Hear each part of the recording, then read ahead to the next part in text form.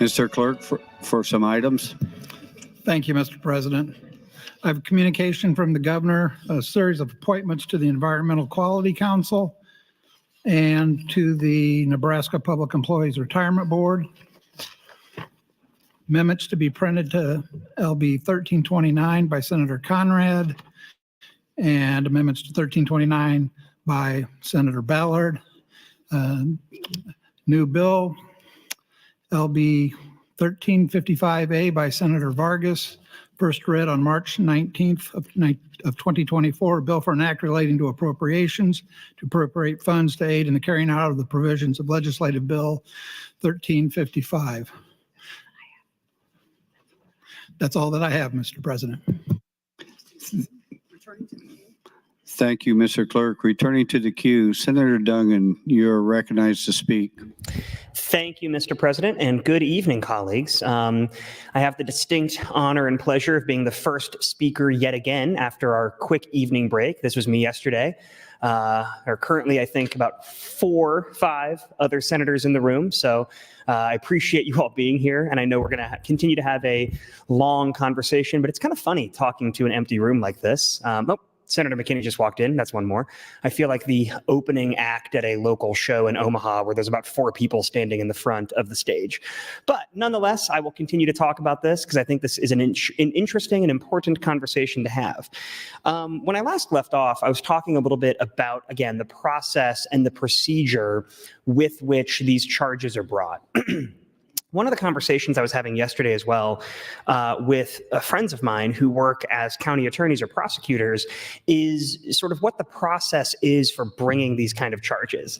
And ultimately, what I want to make very clear is just because there is an affirmative defense available to the crime or to the charge does not mean that that individual is not charged with it in the first place. So to say that another way, one example of an affirmative defense that we hear often is self-defense, and I think Senator Blood spoke to that yesterday. Self-defense is an affirmative defense wherein if you are charged with an assault or with assaulting somebody else and they meet the elements of proving that you did in fact assault that person, the defendant can then say, okay, even if I assaulted that person, here's my affirmative defense of why I did it. I was acting in self-defense. And the burden is on the defendant to prove by a preponderance of the evidence that they acted in self-defense, and they have certain elements they have to prove and all that. And if they show in front of the jury that they did act in self-defense, the burden then shifts back on the state to say that that is not true. They did not act in self-defense. They have to prove it was not self-defense beyond a reasonable doubt. So all of that is to say, you still have to go through the process. And when a case comes up before a county attorney, or when a case comes up with regards to an assault, for example, the prosecutor does not just look at the facts of that case and say, oh, you know what, based on, X, Y, and Z, I think it's possible that they could raise the affirmative defense of self-defense, so I'm not going to charge it. What normally happens is if there's probable cause to charge them with the underlying charge in the first place, they're going to do so. And then they're going to permit the defendant the possibility of, at trial, alleging or asserting that affirmative defense and then have to prove those elements in front of the jury. So the reason I say all that is I think it's to push back on the idea that there's an immunity that exists within schools. Again, going back to the presentation that had been given, I think, before the Nebraska Board of Education, there was a slide that was presented that had, I think, a school on one side, a fence, and then a street or a yard or whatever on the other side. And I think it essentially said if you're on the school side of the fence, you're immune, and if you're on the other side of the fence, you're not immune. You can be charged. And that's simply not true. I think that's an unnuanced way of looking at this. There is no immunity that exists for the distribution of obscene materials in school. Just because you are a teacher or a librarian in a school or a librarian in a city library, you do not have an immunity or a complete ban and bar on being charged. You can still be charged with that offense, with that crime. And if you are charged with it, you go through the exact same process. And so I just want to be very clear because I think that this idea of immunity got some legs and people were talking about it. And I wanted to make sure that folks at home and others who are paying attention to this or reading about it in the papers understand there is not immunity for those distributing obscene materials. In addition to that, I had a question from another colleague about the penalties. 1 minute. Thank you, Mr. President. The offense that we're talking about here, I believe, under Nebraska Revised Statute 28813 is a Class 1 misdemeanor. That is the highest level of misdemeanor that we have. That means that if somebody is in fact convicted of this underlying offense, they're punishable by up to a year in jail or up to $1,000 fine or some combination of those things. So that means that this is the same level of charge that we're talking about here as domestic assault in the 3rd degree or negligent vehicular manslaughter. So we're talking about a very serious offense. And I want to be very clear to center that in the conversations of what these teachers or librarians could be looking at in the event of additional charges being brought.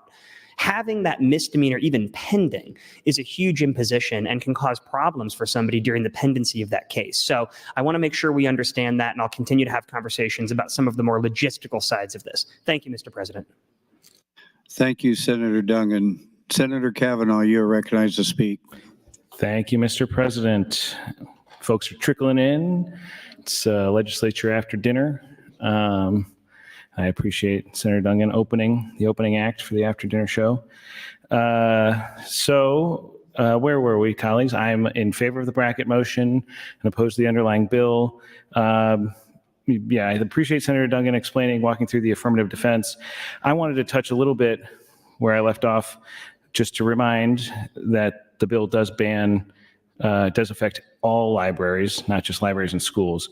So reiterate that. I would point you to the underlying bill, page 2, line 16, strikes public libraries. So, but we're having a lot of conversation and people conflate things they don't like with obscene.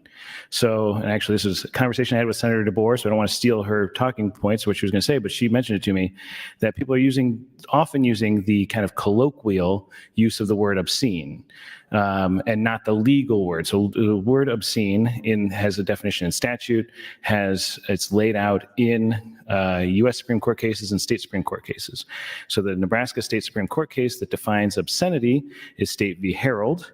And State v. Herald basically adopts the language from Miller v. California, which is a U.S. Supreme Court case. And so what it says is that something has to be, first, a matter is not obscene under Nebraska law unless, taken as a whole, an average person applying contemporary community standards would find that work predominantly appeals to the prurient interests or a shameful or morbid interest in nudity, sex, or excretion. And then it goes on to say, second, even though the matter depicts hardcore sex conduct which appeals to the prurient interest, it is not obscene unless, taken as a whole, the work depicts or describes in a patently offensive way sexual conduct specifically set out in section 28807 to 28829, which is kind of the section we're talking about here. And then it goes on further to say, third, even though that material appeals to the prurient interest and is patently offensive, it cannot be obscene constitutionally unless the work taken as a whole lacks serious literary, artistic, political, or scientific value.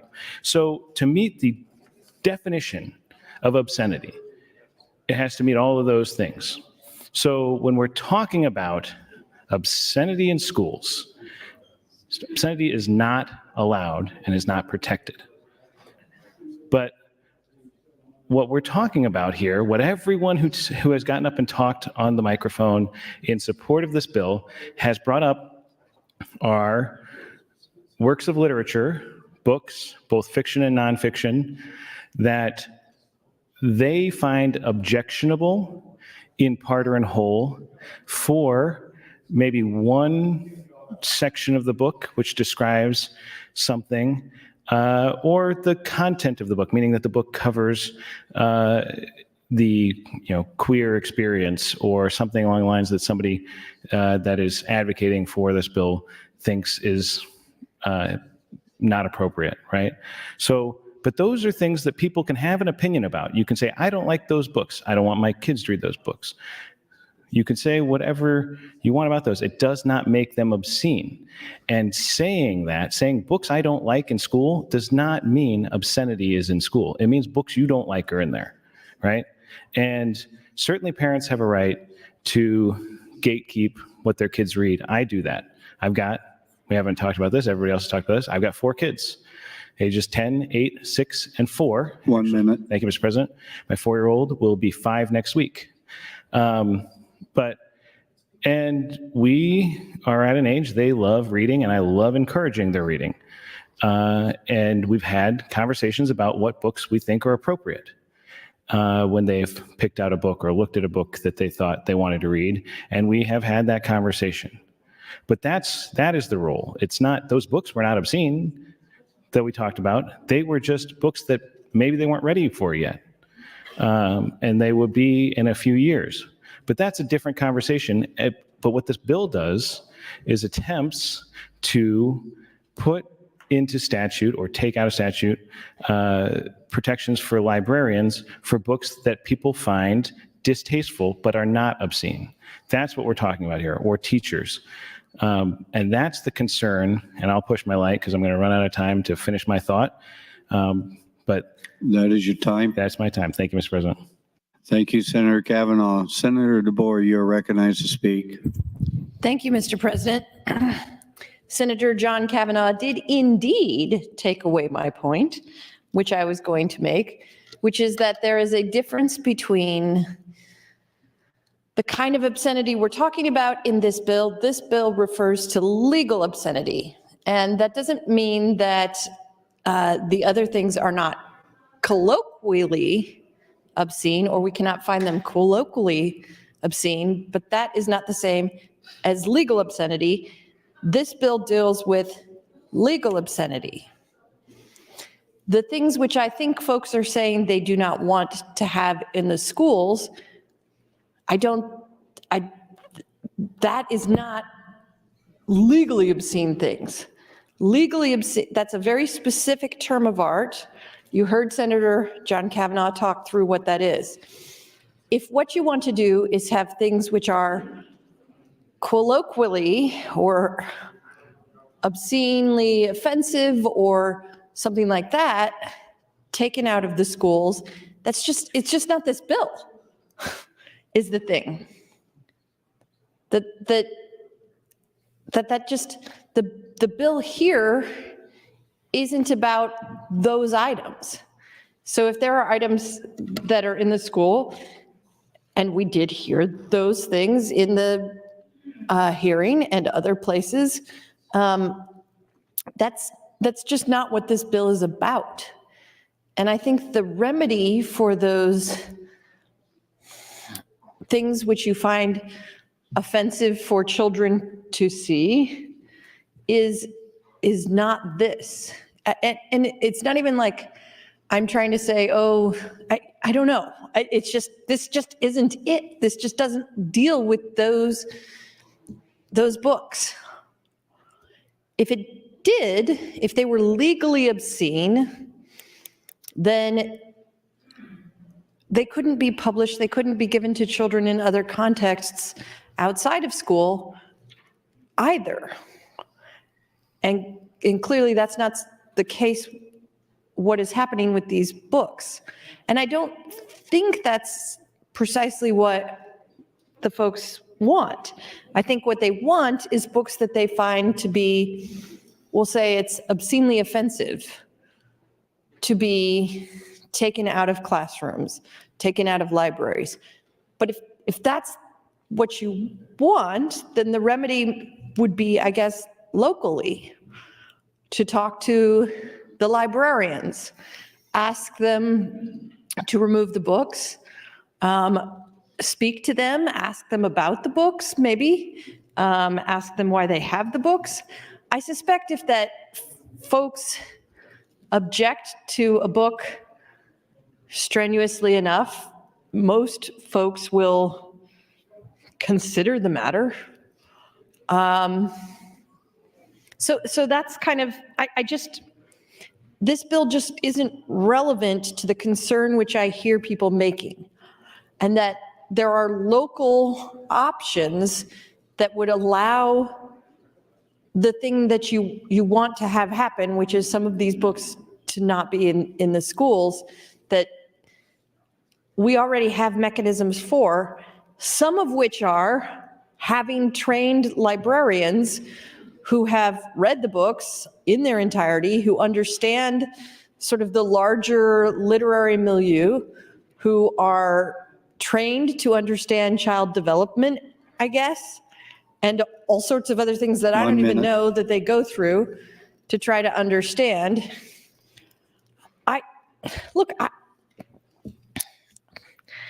I find some of the books that we're talking about obscenely offensive. I do.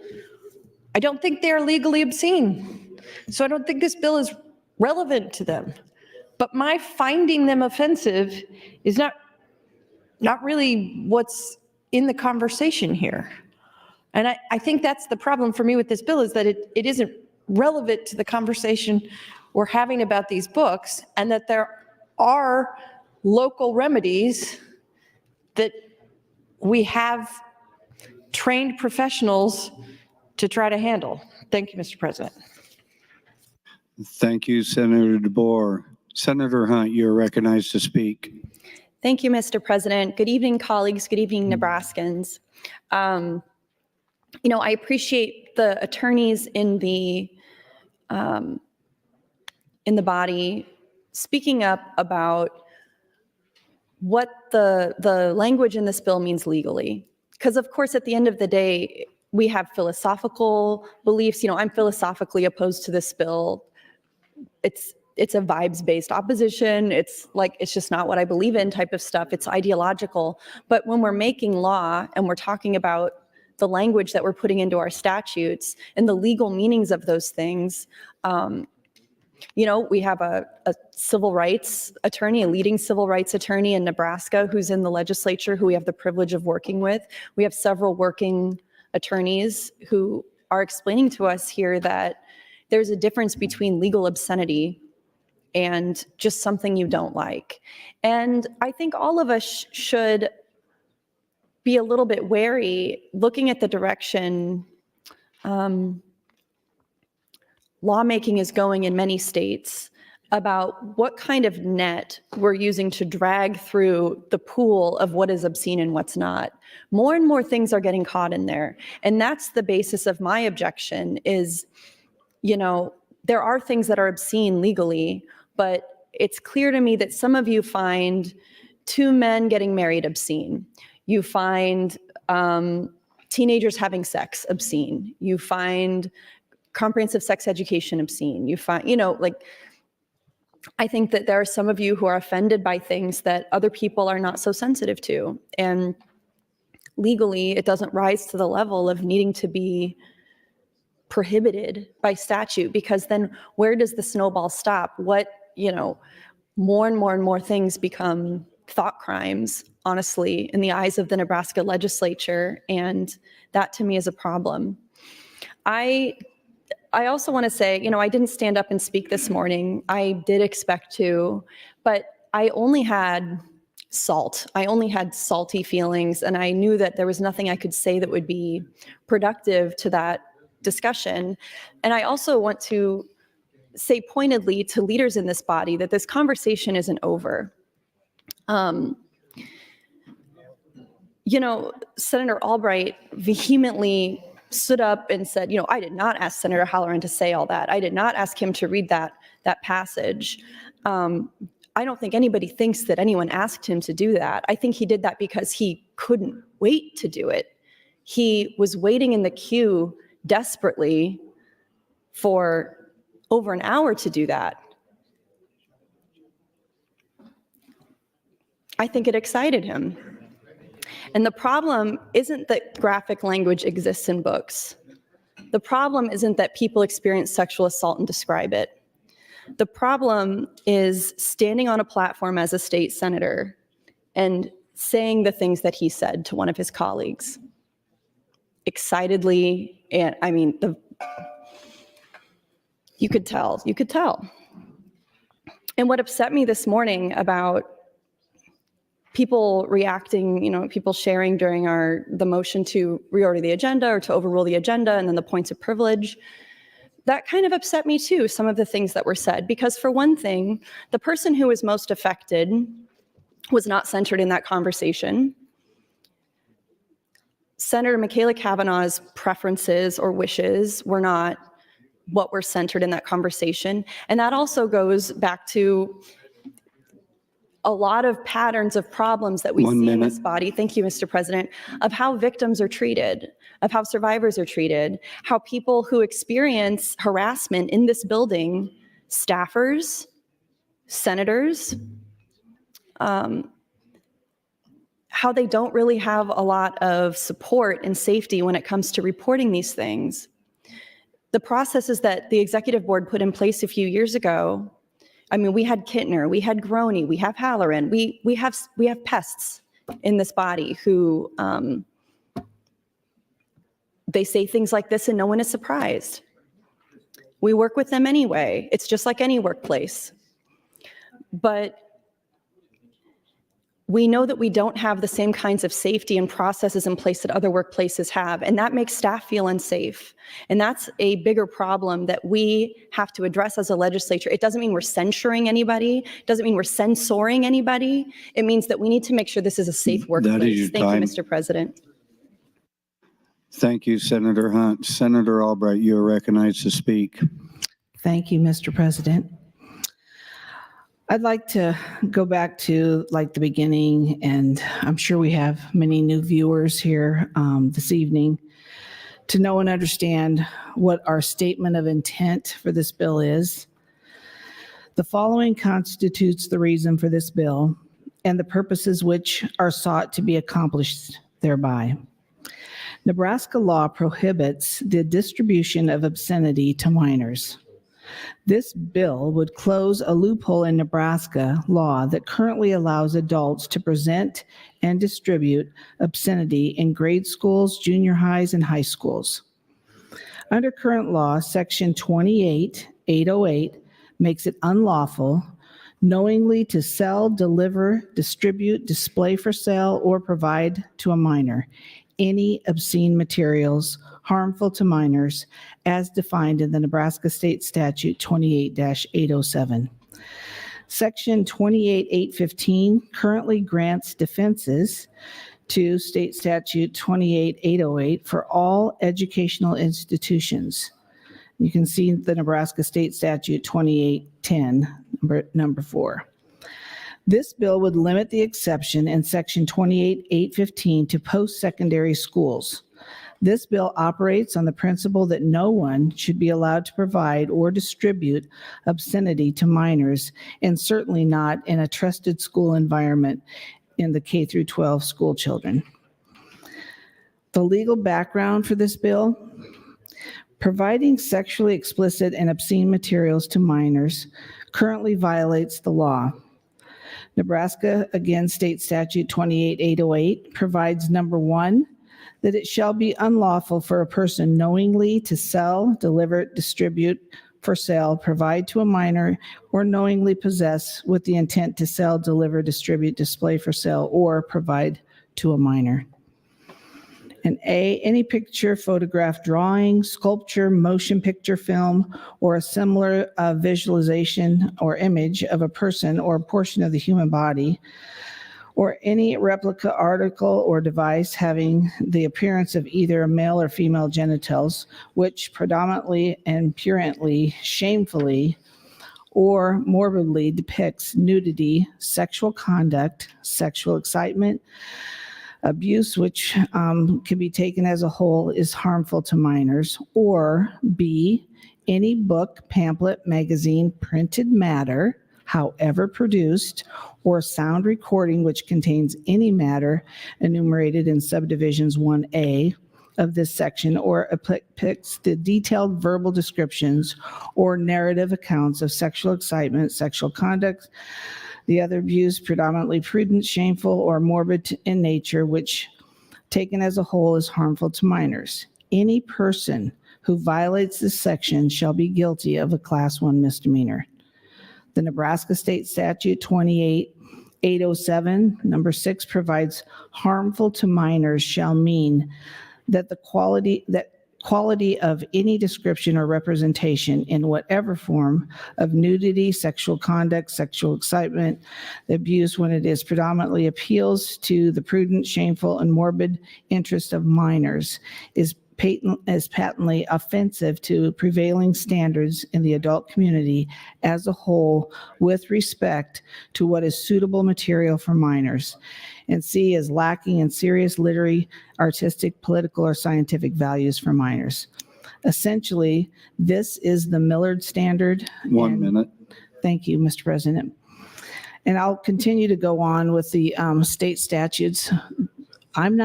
This is already in law. This is already part of what Nebraskans in every other environment has to adhere to. But we're here today because this is going to be, when it's passed, the obscenity law will take place in K through 12 schools and their libraries within the schools. I know we're hearing a lot of pushback from the attorneys that are on the floor, but again, we are here to protect the minors from any of these things that we're reading about in the state statute. And it clearly would define that some of these materials that these parents brought to the committee during their hearing absolutely suggest that they should not be in our schools. Thank you, Mr. President. Thank you, Senator Albright. Senator Conrad, you're recognized to speak.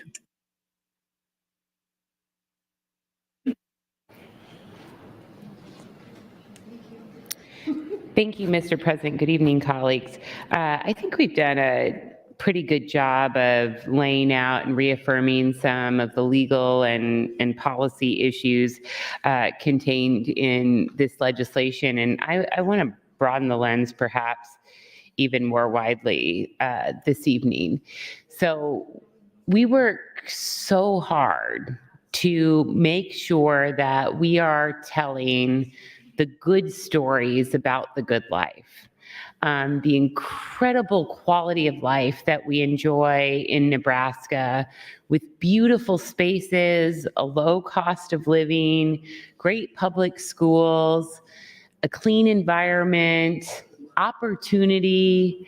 The list goes on and on. I know that each of us could pen and sing a love letter to our beloved Nebraska that extends far beyond our 3 times at the mic on any given motion or measure. We've worked hard with the governor to figure out how to get the most bang for our buck in telling those stories, those good stories about Nebraska from a tourism perspective, from a marketing perspective, because we want to warmly invite more people to see this incredible state, to put it on a showcase, to, of course, reap the economic benefit that comes with tourism, but to proudly tell those stories and retain and recruit more talented people to Nebraska. And I want you to think really carefully about how what's happened on the floor of this legislature over the last 24 hours has recentered Nebraska in national news and not telling those positive stories, not showcasing our beautiful spaces, not talking about the strong quality of life that we enjoy here and have to offer to others. When my constituents in North Lincoln, many of them college students on East Campus, on City Campus, in Wesleyan, at Southeast Community College, when they see these headlines on their social media about what's happening in their state, and there seems to be a consistent focus on banning books, on targeting teachers, on targeting librarians, on using the power and prestige of our office and our platforms to wage the most raucous aspects of our culture war, in the brokenness of our politics today, that undercuts our ability to tell the good stories about Nebraska. It undercuts our ability to talk about how there's opportunity for everyone in Nebraska, which helps us all have a better, stronger, brighter future when more Nebraskans have an opportunity to succeed. When we seek to double down on failed strategies like book banning through other means, no matter how thinly veiled, no matter how dressed up, it undercuts our ability to talk about our incredible people, our beautiful spaces, and our fantastic way of life here in Nebraska. Thank you, Mr. President. There are remedies available on the local level to challenge content and material that people find offensive or not right for them and their family. Number one, you can opt your kid out of something that you find objectionable. Number two, these books are not mandatory reading. I don't know what happens in every school across the country, but they're not in Nebraska curriculum as I understand it. And if they are, you can opt out. Additionally, if you see something that's suspect, you can work through a challenge process on the local level. But members who are concerned about that and who brought forward this bill have tried those remedies and they haven't been successful because what they find objectionable is not legally obscene. Thank you, Mr. President. Thank you, Senator Conrad. Senator Lowell, you are recognized to speak.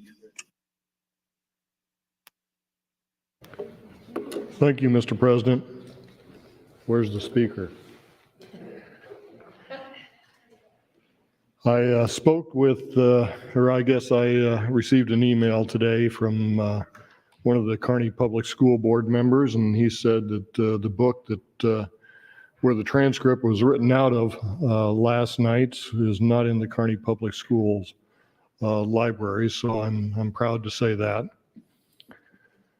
But I think I read a book on the microphone earlier today about the book Jaws, and how at that time they read that scene of a couple getting together on the beach and really used very vague language, and they decided to remove that book from our school libraries because they knew that teachers could describe what was happening better than have it written out in a book for children to read.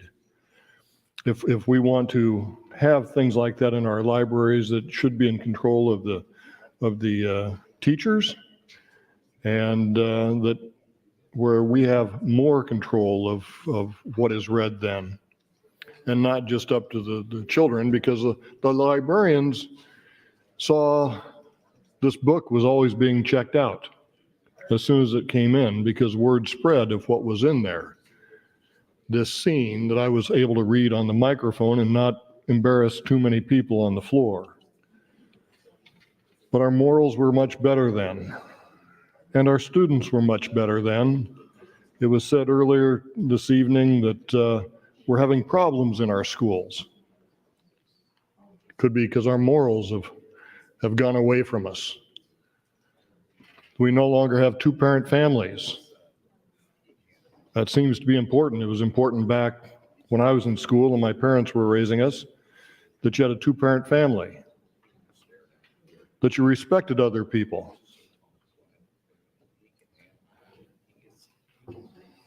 That when you had a problem, you went up and asked somebody that, hey, I've got a problem. Let's work this out. But now we come to an age where we work everything out on a telephone and we never look anybody in the eye. That's hard to do. It's hard to hear somebody. I've been getting emails all day of how we need to censure or remove Senator Halloran because of what they've read in the newspaper. And it's national news. I was lucky. I recorded what Senator Halloran said last night, so I've gone over it 5 times today on what he said and how he said it, and the intent behind his voice, I don't believe was bad toward the Senators Kavanaugh's or Senator Dungin. He wanted to gain attention to what this bill was in the book that was in school libraries. I believe that's what his intent was. Now, I may be wrong, but in the tone of his voice and the way he said it, I've gone over it 5 times today. I don't believe anybody else on the floor has done that.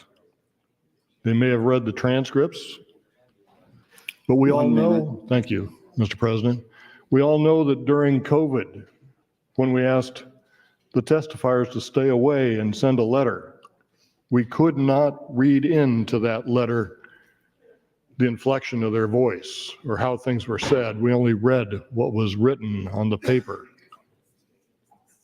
But when you hear the inflection in the voice, that's where it counts. So I'm sorry what Senator Halloran said to Senators Kavanaugh and Dungin.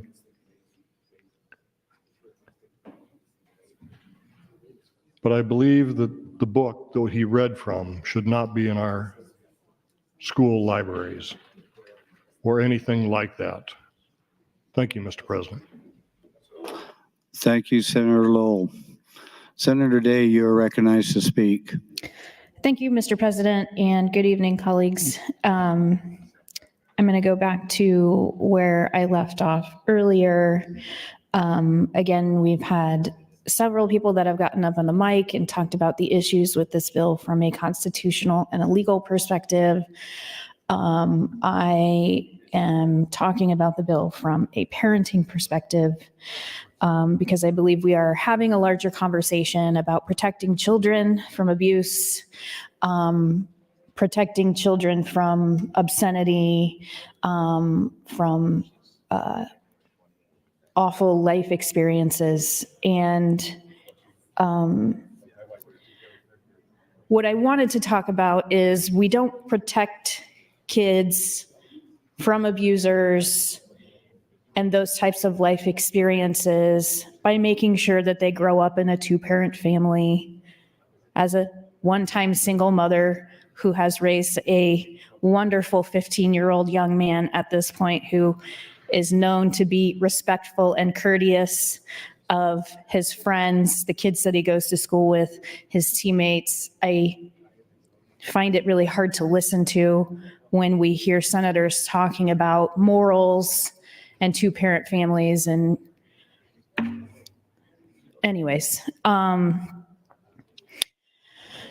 the things that we know actually protect children from these experiences is not putting them in a bubble and preventing them from seeing real life experiences, from reading about them, from hearing about them. Sexual abuse exists. Sexual assault exists. We protect our children by providing them things like comprehensive sex education, which this bill could possibly limit. Senator Albright even alluded to this a little bit yesterday on the mic because she talked about some of the things that were included in curriculum, not just talking about library books. We're talking about potential issues with curriculum, books that are included, teaching materials that are included in schools right now. Particularly, I would assume, within sex education or health education. Comprehensive sex education is proven to reduce teen pregnancies, to reduce early age-inappropriate sexual activity. It improves health outcomes for young people. If we are talking about protecting kids, comprehensive sex education is one of the things that we should be talking about, not banning the very information that is going to provide them with the tools to use that protection for themselves. The other thing that we talked about, and I've said this to a couple of colleagues today, I think that what we saw on the floor last night was the perfect example of why reading these types of stories are really important. I think what we saw on the floor last night from Senator Halloran, and again this morning from Senator Halloran, was a very deep lack of empathy for the situation that was described in that passage, and for the people, thank you, Mr. President, the people listening at home and on this floor who have experienced something similar. As I mentioned on my last time on the mic, we know that it is a well-researched fact that reading fiction in particular with these types of stories cultivates and builds empathy in human beings. These types of stories are instrumental to making sure that what happened on the floor last night doesn't happen again in the future. That reading stories, graphic stories about rape, and inserting your colleague's name into the story is understood to be something that no adult should do to anyone else. That's the importance of reading That is your time. books. Thank you, Mr. President. Thank you, Senator Day. Senator Dungan, you are recognized to speak. This is your third and final time. Thank you, Mr. President, and good evening again, colleagues. I rise again in favor of the bracket motion and opposed to LB 441. I appreciate the opportunity to take a step back and talk about this in the broader lens of what we're discussing here. I know that I'm accused by my friends sometimes of getting too into the weeds and talking a little bit too much about the law in specifics, which I do think is important for what we do here, but I also think it's important to talk about what this means and why it matters. Books matter, and words matter. That sounds really silly to say, because I know we all understand that books are important, but books have always been an opportunity for connection. And what I mean by that is there are individuals, there's kids out there who, when they're young, don't know how they feel. They don't know how they think. They don't know who they are. And it's only through oftentimes reading at a young age that you start to really truly understand who you are as a person and what you think. I know that when I was younger, I had an opportunity to read a number of books that changed how I felt. From age 5 to 15, all the way through high school, I was constantly changing the way that I felt about things and my perspective on issues. But books have an opportunity to tell us who we are and to help us understand our background. Words also have always had the opportunity to bring people together and to connect us.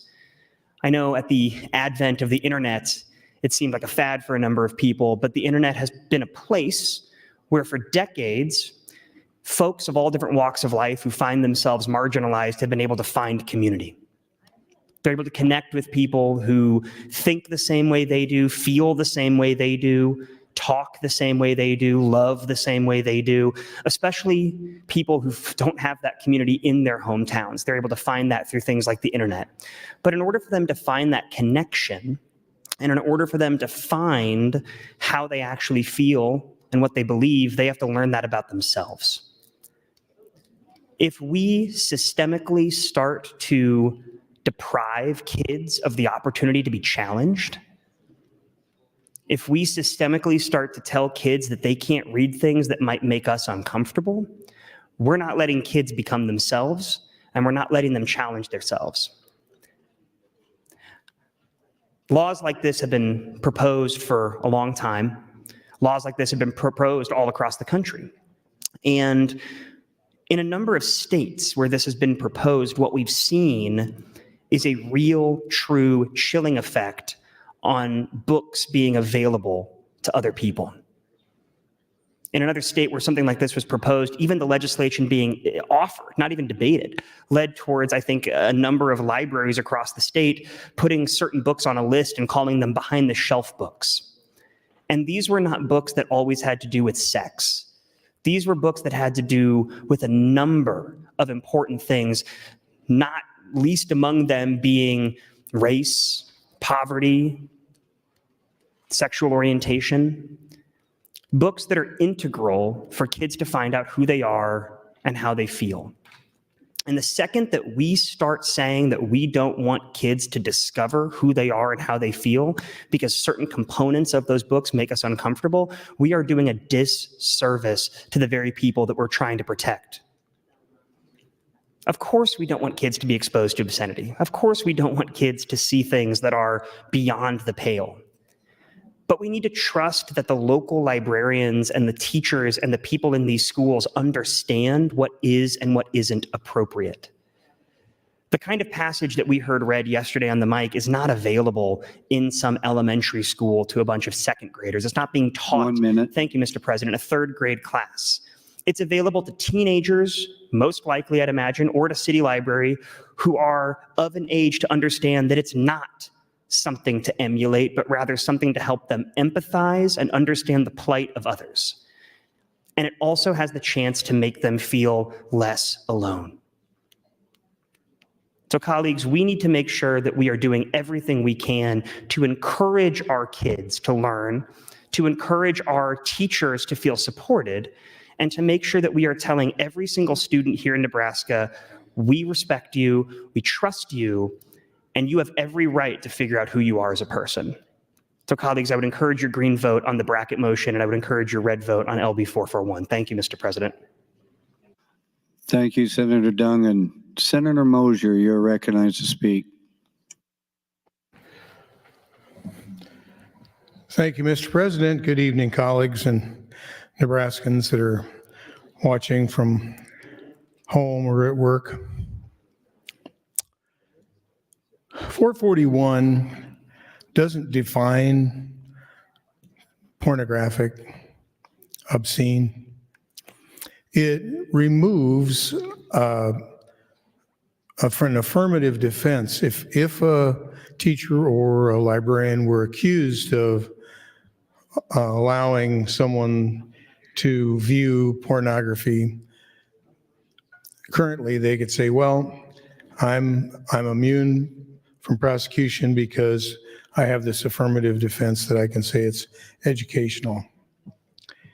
And I haven't heard any examples of this affirmative defense ever being used. It's being settled by school boards, principals, teacher organizations. They're negotiating these things and addressing them on a case-by-case basis. One of my colleagues, while I was talking to him underneath the balcony before, said that repealing this affirmative defense might have an effect on how pornography or obscenity is defined because they wouldn't have that backstop. If it caused people to think more about what they have in the library and what they have kids read, I'm okay with that. I think that's important. I think we should do our best to put forth an environment that prepares kids to be in the real world without jading them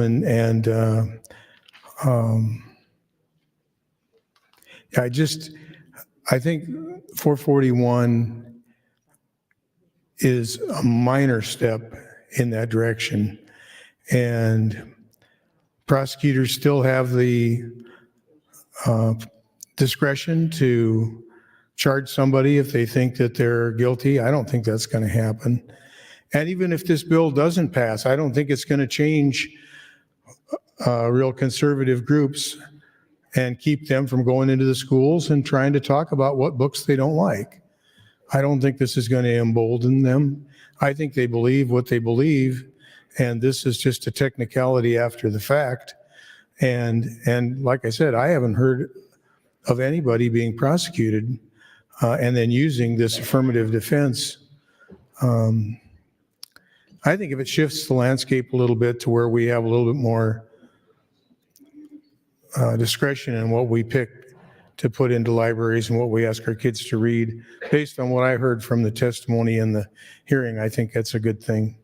Thank you, Mr. President. Thank you, Senator Mosier. Senator Walls, you're recognized to speak. Thank you, Mr. President, and I will try to speak very clearly so you can understand exactly what I'm saying this time, Mr. President. So I just wanted to thank everybody for the discussion that we're having tonight. I really think, again, that there's a better way for us to address this without having to criminalize our educators and our librarians. And I'd like to go back to the discussion on maybe some other avenues that are available to address the age-appropriate reading content through policies and procedures. I had some really great feedback from colleagues and schools and parents and librarians on policies and procedures that they currently have in schools and how they handle that content. But I want to also focus my attention on how important family engagement is in this process. Is it more important for us to have a parent/school relationship, or is it more important for us to have a law enforcement/school relationship? And I would say hands down that I think it's way more important that we work on the parent/school relationship. Last night I had a parent email me about procedures that are in place in their school. And her kids apparently go to Shelby Rising City. And she said that all of our policies and procedures are online. She is happy to share those with us. They have been approved by their school board. So I just wanted to outline a few of those policies that they have. The first one is basically, she says they outline both instructional and library material selection policies and challenge procedures. She said they take the selection of those materials very seriously, and they ask a lot of good questions during this meeting. Then any taxpayer or caregiver in their district can examine any instructional materials or library materials at any time. And she said, I believe that this is a common practice in Nebraska schools across the board. In her experience as a parent, she's only ever had to check the website to find out what is being used in the school. And then she says that if there is any objection to instructional material or materials, the policy states that they have the right to look into that, and the process is detailed out in those policies and procedures on how they do that. So I just wanted to let you know that, I believe that there are already policies and procedures in place. The other thing that I wanted to point out again is the piece of legislation that Senator Sanders had in LB 71, and it's been prioritized by Senator Meyer. This is a piece of legislation that I believe was really well thought out and discussed by a whole group of educational stakeholders. And the summary of this is that LB 71 would grant general access by parents and guardians to teaching materials, practices, activities, examinations, and so forth. The bill also directs each school district to adopt a policy that complies with that One directive. minute. Thank you, Mr. President. Section 1 of that bill states the intent of the bill is to strengthen the level of access and involvement by parents and guardians in their child's experiences in the state public education system. Section 2 of that bill states that each school district shall adopt a policy stating how the district will involve parents and guardians regarding access to testing information and curriculum. The school district will also develop a policy regarding excusing children from specific instruction or activities upon request by the parent or guardian. Section 3 states that the school district shall develop policy that must include, but is not limited to, issues of participation, access to materials, activities, testing, training, and so forth. And Section 4. That is your time. Thank you, Mr. President. Thank you, Senator Walls. Senator John Kavanaugh, you are recognized to speak, and this is your third and final time. Thank you, Mr. President. That's what you think. Well, again, I rise in support of the bracket motion and opposed to LB 441.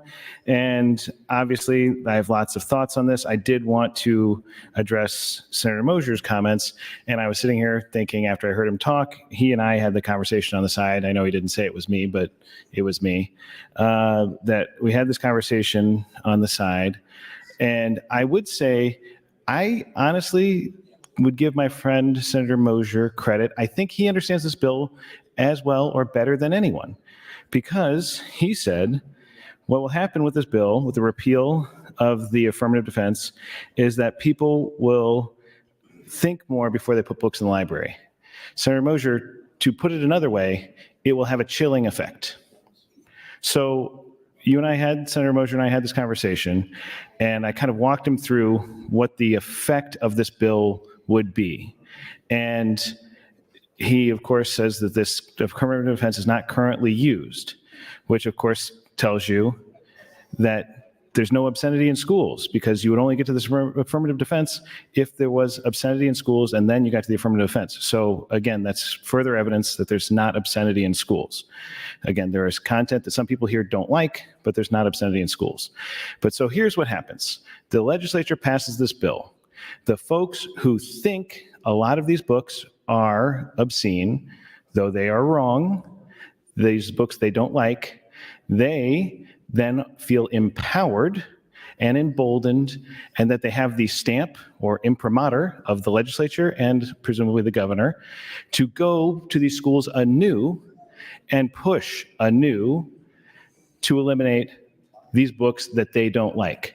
And when they come to, we'll use Columbus as an example, they come to the Columbus Public Library, because as a close reading of the bill will tell you, this applies to public libraries as well as libraries and schools.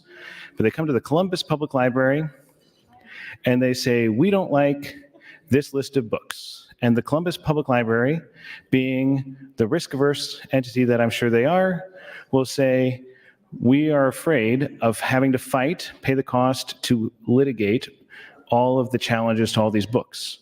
And so perhaps this organization, who does not like a large selection of books, will say, fine, just take out Jenny Has Two Daddies, and I would rather be a princess than a prince, which I'm just hypothetically making up, but I've seen books similar that are age-appropriate cartoon books that deal with non-traditional families, as you might call them, or people who are younger people who are queer or LGBTQ or something. And these folks will say, we think these books are obscene because we don't like them.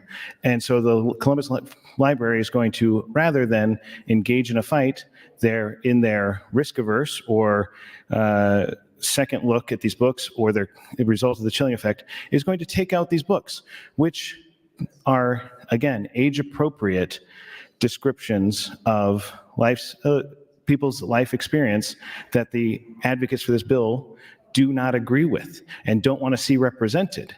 And so it is not, Senator Mosher, that more people are going to be charged under this, and it is not that obscenity is currently in schools. It is that passing this bill will do exactly what Senator Mosher described. It will have a chilling effect on public schools, public libraries, libraries and schools for books that people find disfavorable. And having a fresh stamp of approval from the government of the state saying we are not standing with teachers and librarians and protecting their discretion of books that represent other perspectives, that people will feel empowered to challenge them, and the deluge of it itself will cause problems for our schools and our libraries, and that will result in books being taken off the shelves. So there is a very real possibility that if we pass this, that books that people find disfavorable that are not obscene are removed from the shelves. So that is, thank you, Senator Mosher, for the conversation. Thank you for pointing out the tremendous flaws with this bill and the concept of banning books. That is your time. Thank you, Mr. President. Thank you, Senator Kavanaugh. Senator Michaela Kavanaugh, you're recognized to speak. Thank you, Mr. President. Well, Senator John Kavanaugh, you probably will speak some more because this is my first time, and I'll probably just give you the rest of my time. I asked how much time was left on this, and if we go to cloture tonight, it'll be around 10:20, 10:30, and I really hope we go to cloture tonight. And I don't feel like I've asked too much of the body today, but I'm going to ask for this.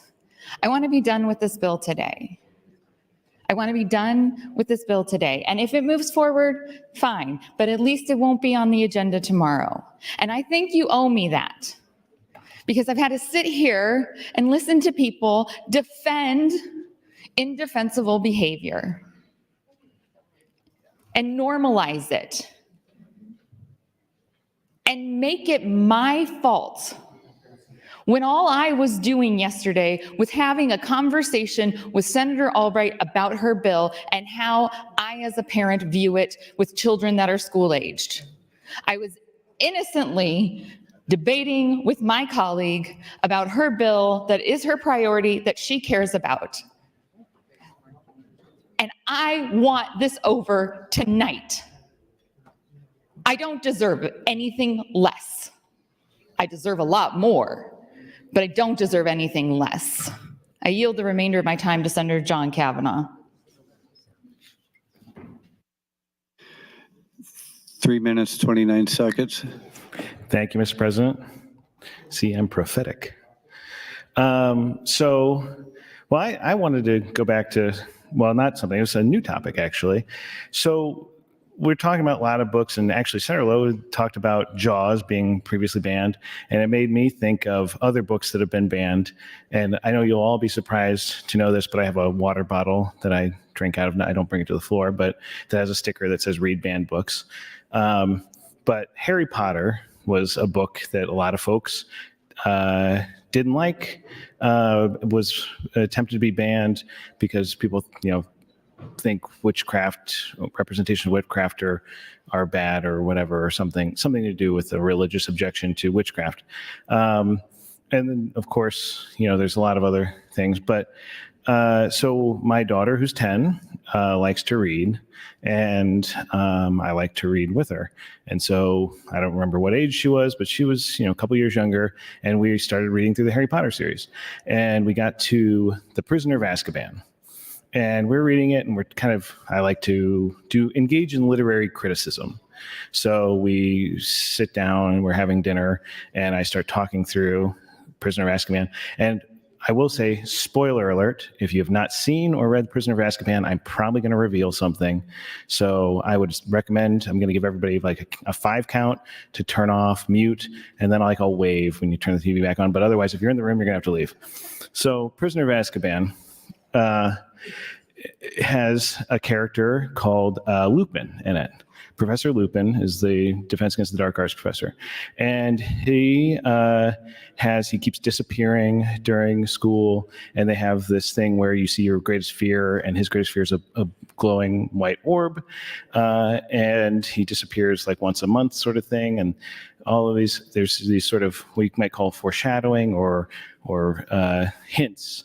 And so I'm talking to my daughter, and we're kind of talking through what's happening in the book, and she says, oh, and I forget, one of the other teachers, Professor Snape, as like a dig at Lupin, has him write a report about werewolves. So my daughter, who's probably 8 at the time, we're talking through and just all the different stuff in the book that we've come across. And she says, you know what? I think Professor Lupin is a werewolf.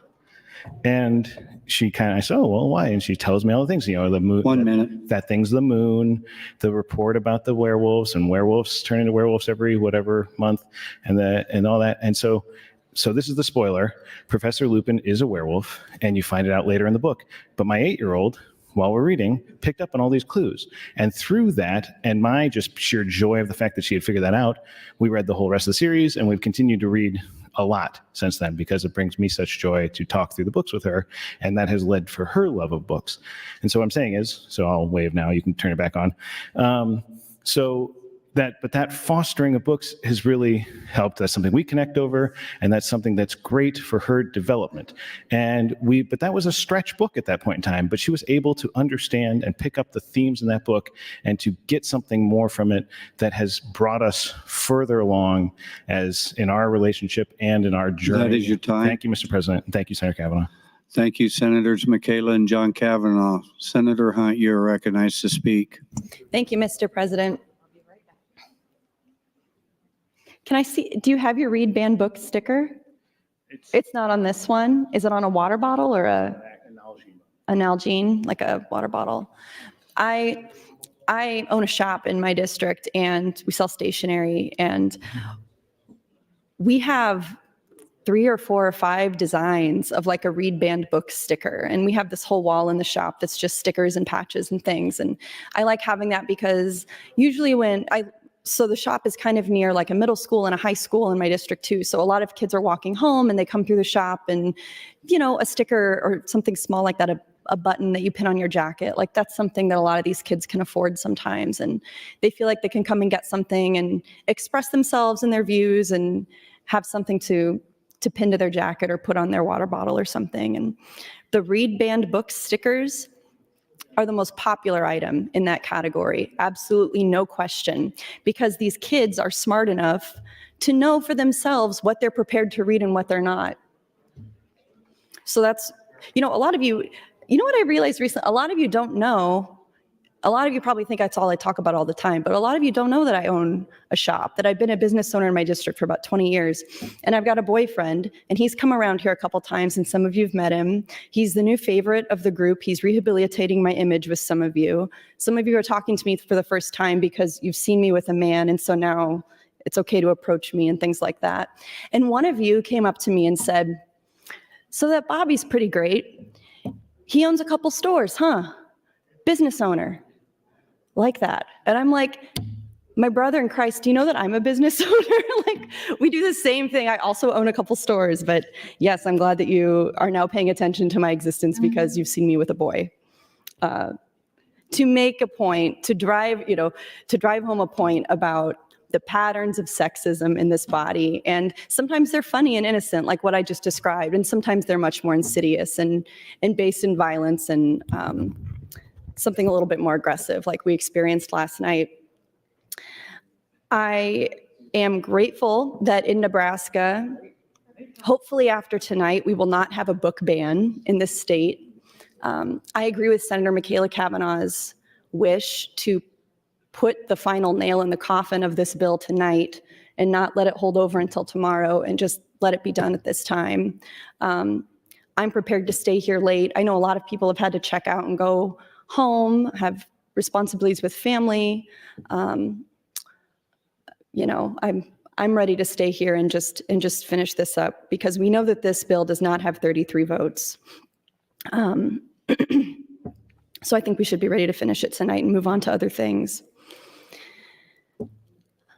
Another thing I wanted to share that I didn't get time to share on the mic earlier, since the point now is to take time until we take the cloture vote and we don't have 33, is the both sidesism of what was said this morning frustrated me a lot. Saying things like, you know, what happened last night, this is like something that really bothers me politically that a lot of people say, because it comes off as like adult and mature, but I think it's stupid.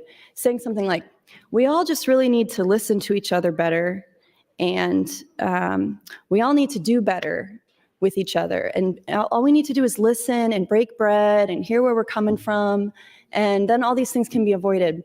I think that there comes a time where you hit the ceiling on civility.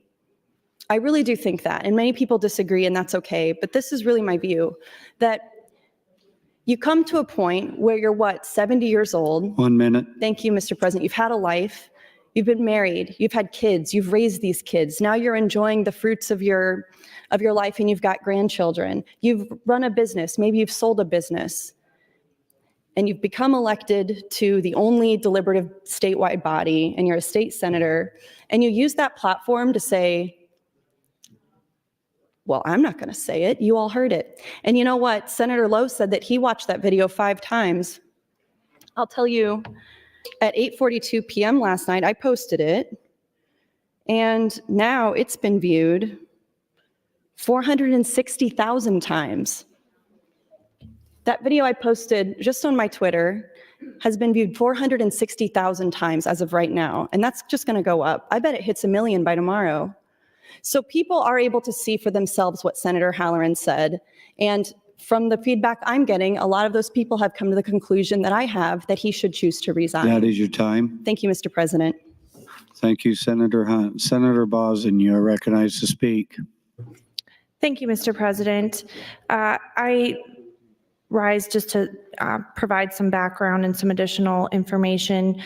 Senator Duncan spoke earlier about cases where there's an affirmative defense, and that relates to the case, to the statutes that are being referenced in this bill. And he asked me if I would speak on it, and I wasn't prepared to do it at the time, but he talked about how prosecutors will file charges where they believe there's an affirmative defense and let that play out in court. The defendant can assert their affirmative defense, but the prosecutors are filing that, and I disagreed with it, but I've also done some checking with other individuals. When you get a police report, or when a ticket comes in and you review it for purposes of charging, such in these cases, if it was a book, and there's an affirmative defense, you're actually precluded from filing those charges. You can't just charge someone when you know there's a defense that would make it not guilty if proven. Now, there's cases where there's an affirmative defense and you disagree with it, or you don't think they can prove that, and so then you would, in that case, be within your right to proceed, but it's not necessarily in every case where there's a believed or perceived or known affirmative defense that the prosecutor would charge those cases. So he's not here now, and I would have asked him some questions before I got on the mic, but I didn't have the chance. So as far as where I stand on this bill, I've had several conversations with Senator Albright, and I think that her intentions here with this, I think refusing to recognize what the concerns are only exacerbates the problem. So to believe that books that are appropriate for 16 and 18-year-olds are the same as what's appropriate for a 6 and 7-year-old is to ignore the reality that there are parents and grandparents and constituents who have these concerns. And if you disagree with this solution, okay, but let's agree that there is a difference between age appropriate in those situations. So I look back at where the cases are on this, and the initial case that was filed is Board of Education versus PICO, which is a very old case. It's older than I am. And it talks a little bit about banning books from library shelves. The school removed several books from the library that it deemed inappropriate. It was a 5-4 decision in the Supreme Court. It goes through some of that, and then we have additional case law since then that's obviously expands on the issue. And you can look at some of those cases, and the reality is if the book has information in it that's inappropriate for an age or a certain age group, saying that that's crazy or that's censoring good books ignores the reality of the good intentions of those who are saying, well, some of these really might be good books, but can we agree that there's also areas where we can have books that are in middle schools versus in high schools versus in elementary schools? And so I'm open to having those conversations. I think Senator Albright, at least to me, has expressed a willingness to have those conversations. But that's really my point in rising today, is to just point out that there are valid concerns on both sides of this. I strongly oppose having vilifying librarians or schools or teachers and saying that, they're doing things that are, intending to hurt children. But I think we can also say that there are differences in what's appropriate based on ages. 1 minute. Thank you, Mr. President.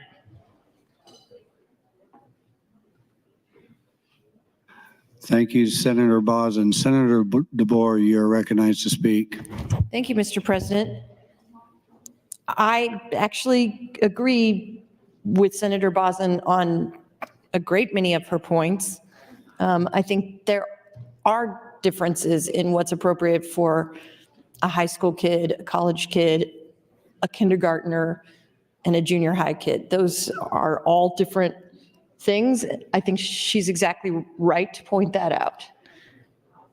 My concern, well, to take up her point about the affirmative defense, I think she said that as a prosecutor, if there is a colorable argument that there's an affirmative defense, maybe it has to be more than that, but if there's a pretty clear affirmative defense, you can't even charge it. So I think that's kind of what we have. I think the reason for the affirmative offense, or the result of removing the affirmative defense, is that then you have folks deciding whether or not to put a book in a library, and the result of that decision could mean that they face criminal charges or not. And I imagine if any one of us in here were deciding whether or not to put a book in a library, knowing that the consequence might be we would go to jail, well, not jail, but maybe we would have a crime on our record there, that's what it would be, then I think we would be very, very, very measured. But maybe not everyone would, But I think the point of the affirmative defense is to say, we don't really want educators making decisions under the threat of criminal prosecution. So Senator Lowe read from Jaws and said that was banned. I don't want to ban Jaws again.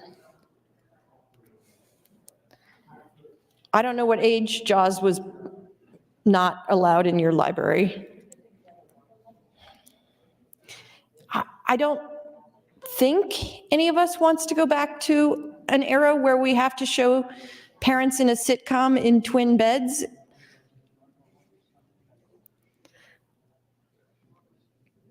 I don't think we want to go back to a place, I really don't. I don't think Senator Albright is arguing to go back to a place where we can't show a pregnant woman on television. I truly do not believe she wants that.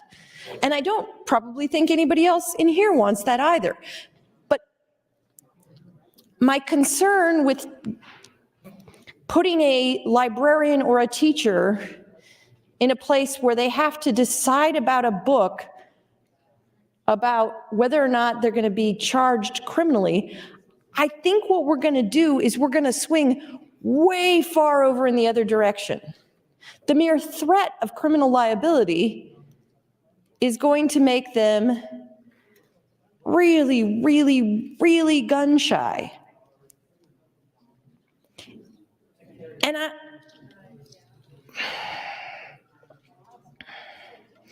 I think that in some areas that will mean that we overban the books. Is there a problem with that? I do think there is. I think there's a problem with overbanning books because I think that as Senator Day pointed out, 1 minute. if we don't have some of these discussions, if we don't have the language to talk about things with each other, if we don't have children who have the language to talk about these things, who don't understand their experience, I think that perpetuates and increases the experience. I think in other ways, it won't ban the books that you want banned.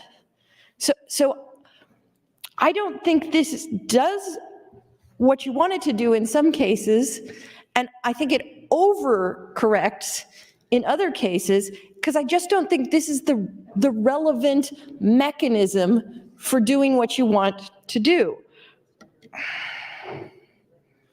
I think we want to be able to have children have some discussion of things with adults who are taking care of them. Thank you, Mr. President. Thank you, Senator DeBoer. Senator Albright, you're recognized to speak, and this is your third and final time. Well, thank you, Mr. President. If anybody would like to get in, I'd sure like to talk the rest of the night. Okay, I'm going to, again, this is my last time I'm going to talk on the statutes, and there's only one section left here. Section 28.815 needs to be amended because it is currently provides an exception to K through 12 teachers and administrators, allowing them to provide obscene materials to minors. Nebraska Statute 28.815 currently provides that it shall be a defense to a prosecution under Section 28.813 that number one, a person's activity consists of teaching in regularly established, recognized educational institutions, galleries, or libraries, or the publication or use of standard textbook, films, tapes, visual aids of any such institution, or the practice of licensed practitioners of medicine or pharmacy in their regular business or profession, or the profession by established schools teaching art, or by public art galleries or artists or models in the necessary line of their art, to relevant references to or accounts or portrayals of nudity, sex, excretion in religion, art, literature, history, science, medicine, public health, law, the judicial process, law enforcement, education, public libraries, or news reports and news pictures of any form of news media of general circulation. This section of the bill would amend primarily by inserting the word post-secondary before the words indicating educational institutions as indicated on the bill. Note that 28.815 expressly mentions the defense only to 28.813, which is in general a criminal obscenity statute. Another statute makes 28.815 a defense to a charge of providing obscenity to minors.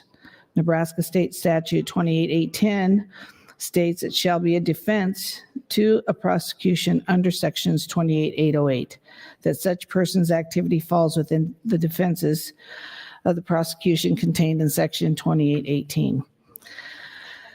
Colleagues, we have drug-free zones, we have gun zones. You're not allowed to have guns on school premises. But you know what?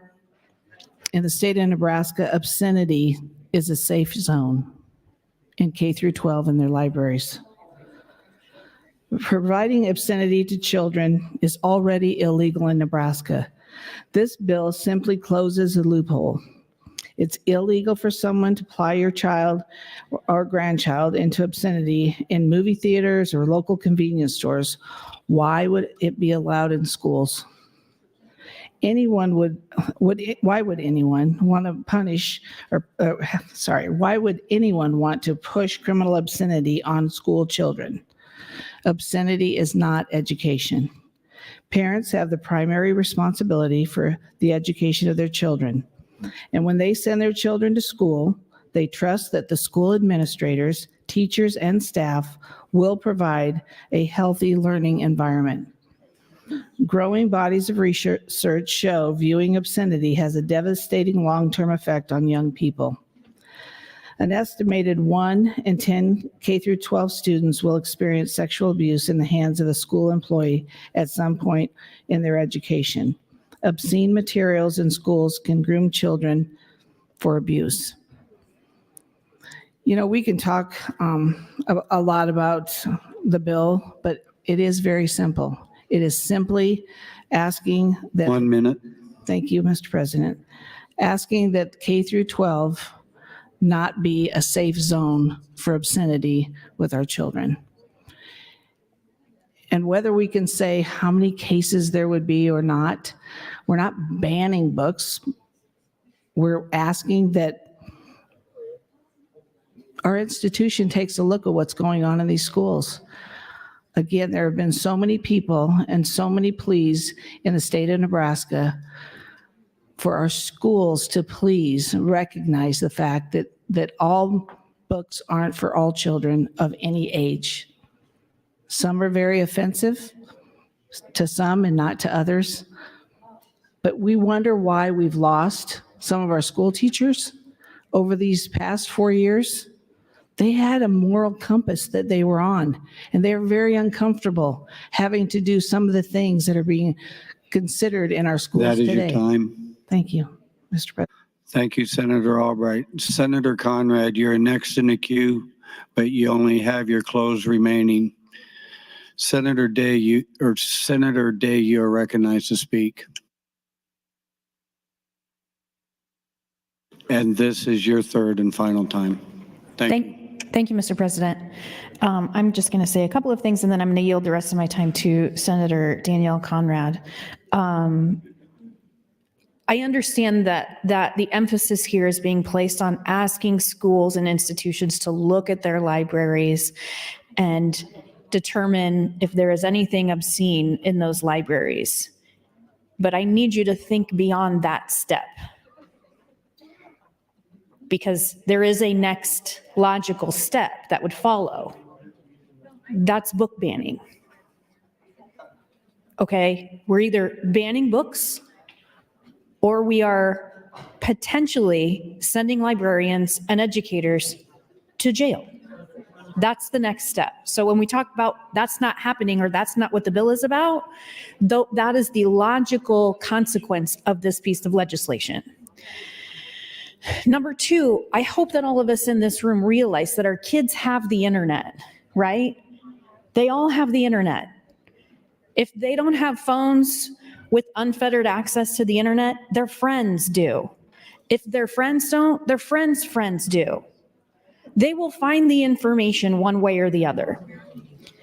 Either you can be there and present them with the conversation that's based in reality and not in shame to help guide them through that. Their educators can be there, their librarians can be there to help guide them through difficult conversations in terms of the context and the content of some of the things that they're going to find in these books. Or they're going to find the information and the content in a much more grotesque way on the internet with no one to talk to. These types of books, especially when they are presented, wait, hold on, I'm going to go back just a little bit. I want to make it really clear that no one is saying that books for high schoolers should be given to 6-year-olds. There is not a single person on this floor that is advocating for that.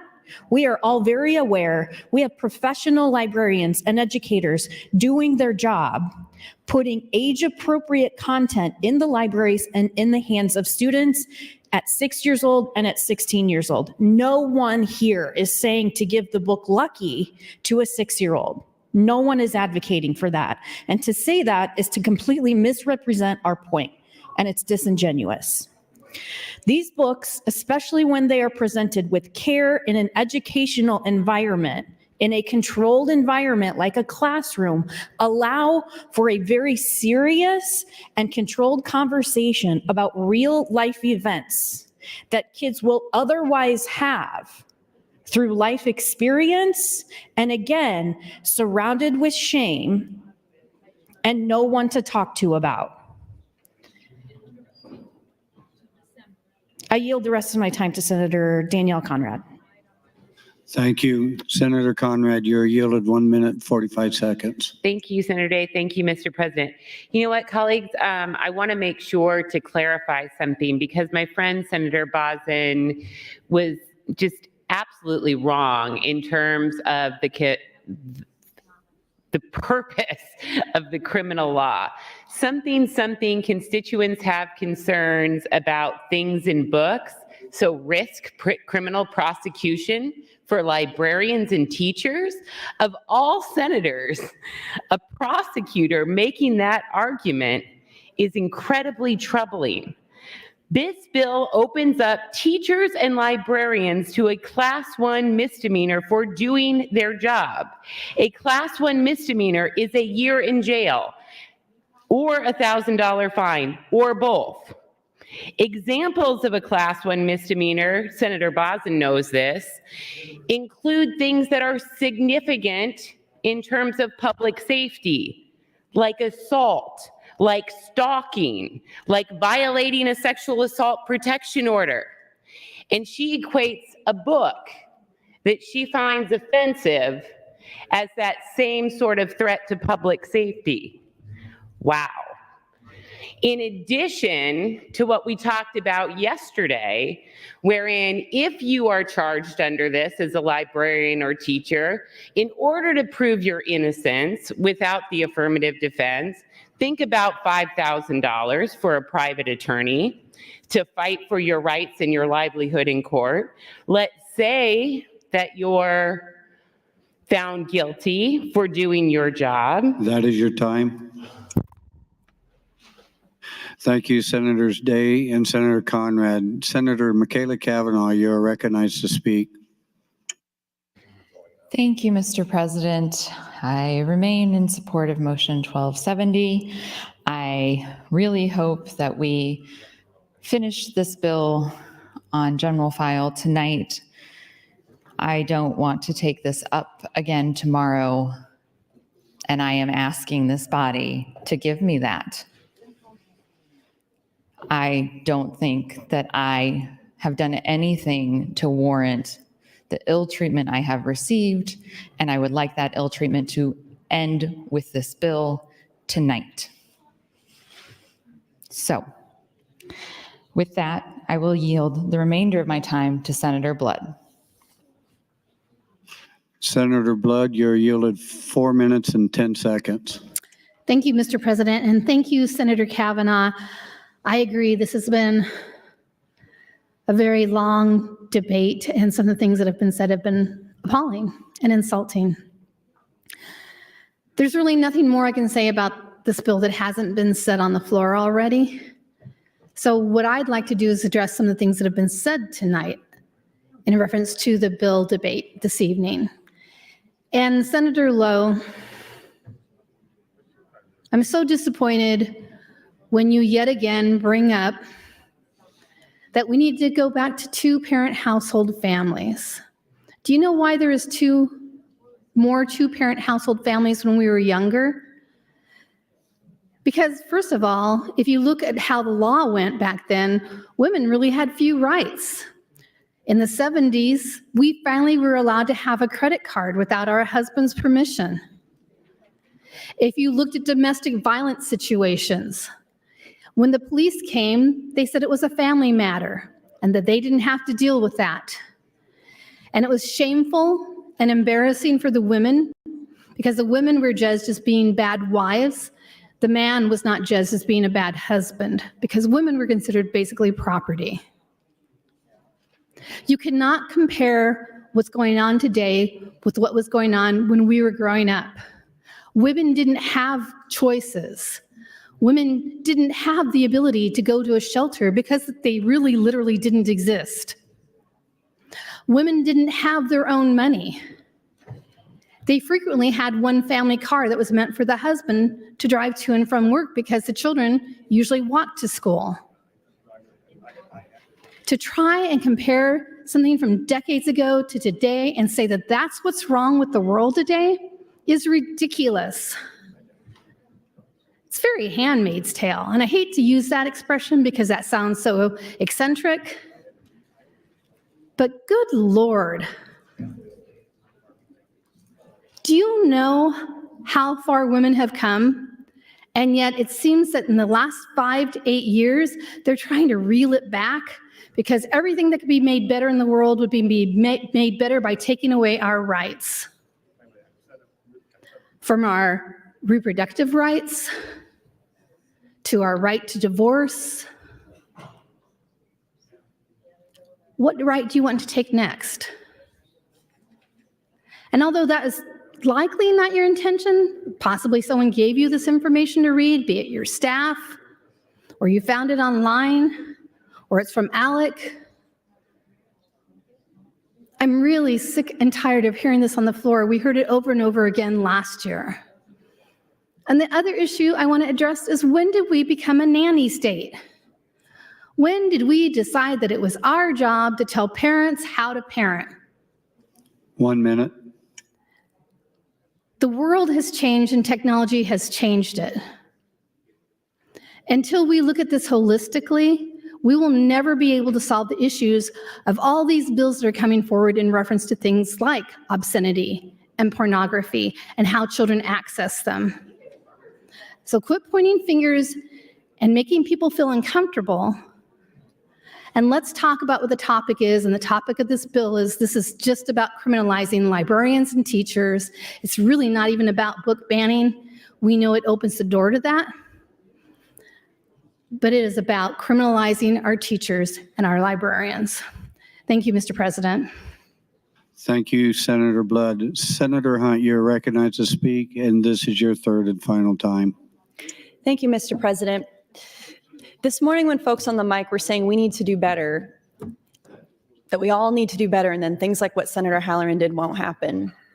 In that moment, when he was reading that passage, I was sitting in my chair and I had a reaction on my face that I know many people up in the front in the dais saw. And it was really, Senator Slama and I were talking about this. I wish I had done better in that moment. I wish I had stood up and said something. I wish that in the real time, as we were hearing this being spoken, and Speaker Arch said something similar this morning about, if I had been in here, I was working on the agenda for tomorrow. If I had known he would have read it, I would have prevented this. As I was sitting in my chair listening to it in real time, my body went into that flight, fight, or freeze mode that any survivor of sexual violence understands. When something, when someone does something like that, and that was sexual harassment, period. When somebody does something like that, whether it's harassment or assault or whatever, your body goes into this fight, flight, or freeze where it's like you almost lose the faculty. And then you think later and you're kicking yourself about like, I should have done this. I would have stood up and done something different next time. Next time it'll be different. If this happens again, this is what I'll do. And you have this story that you tell yourself in your head about how you're such a tough person and this could never happen to me and I'll never let it happen to anybody else. And we all tell ourselves these things to cope with the shame and embarrassment of freezing when it happens to you, if it happens to you, when you go through something like that. The first time I was sexually assaulted was in 8th grade. And the situation, colleagues, was not super different from what Senator Halloran read on the mic yesterday. And when Senator Dover was also talking about, he supports this bill because it's good to keep little girls naive. We have to keep our girls naive and we have to let them keep their innocence. I know that's not what he was talking about when he said that. I don't think that he chose the right words. I don't think that he meant what he said. But all of the people who support bills like this, you are the same people that oppose things like comprehensive sex education, which I do think, going through the games and the things that we tell ourselves after the fact, do you fight? Do you flee? Do you freeze? Do you fawn? That's another reaction that psychologists talk about people having in these situations. And when it happened to me in 8th grade for the first time, not the last, I thought for years and years and years to this day, at age 37, of what I should have done differently. And one thing I do know, and I'm sure of, is if we had had age-appropriate, medically accurate, research-based health education about healthy relationships, about our bodies, about sexual violence prevention, that might not have happened to me. It might not have happened to lots and lots of other people, including from Senator Lowe's generation when he thinks everything was really fine and dandy back then. Back when women couldn't have credit cards, back when this and that. And that is really, the reflection on that experience as an adult. Because many of you know I was very conservative as a young adult. I was the president of my college conservative group. I was on a lot of the stuff that you guys are on. And part of my evolution as a person was thinking back on that experience, and it got me involved advocating for comprehensive sex education. Senator Jen Day talked about a lot of the proven benefits. 1 minute. Thank you, Mr. President, of making sure that kids know the facts about their bodies, the facts about their own health. One thing that she knows but didn't mention in these extemporaneous speeches that we do is that comprehensive sex education is proven to delay the onset of people's sexual debut. That means the first sexual experience they ever have, which is hopefully consensual, as mine was not. It's proven that people who get comprehensive sex education, they have sex later in life. Many of them don't do it until college in some cases, and it's more likely to be safe. It's more likely to be consensual, and that's healthier for everybody. And all of these things, Senator Albright talking about grooming, this is what's leading to grooming. No, it's people being in the dark and knowing that they can pick a victim who doesn't know how to stand up for themselves and they're not educated and they're ignorant. That is grooming. And that's proven. Thank you, Mr. President. Thank you, Senator Hunt. Senator DeBoer, you are recognized to speak, and this is your third and final time. Thank you, Mr. President. So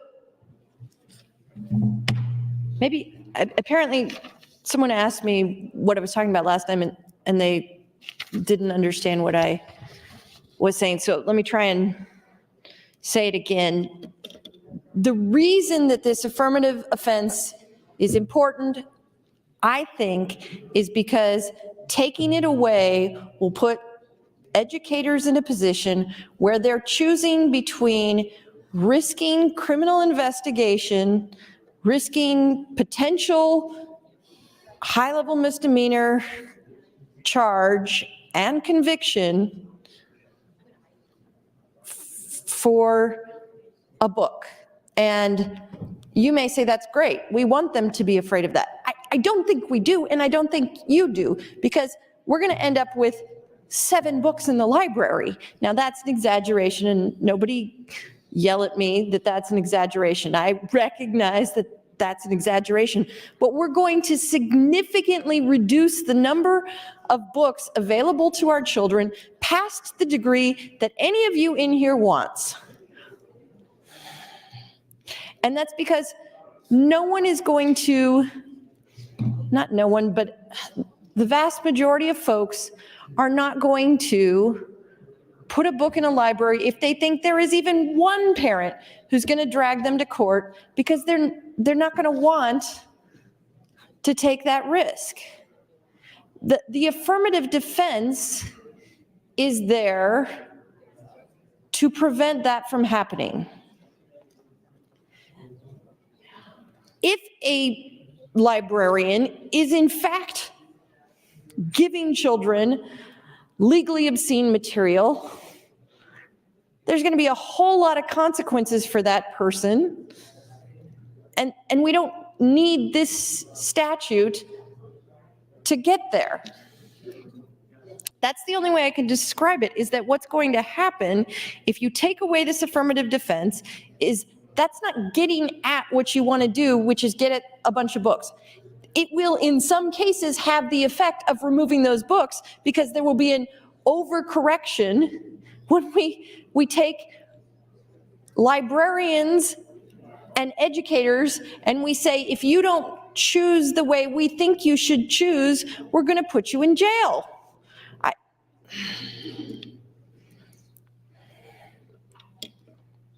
Who would take that risk?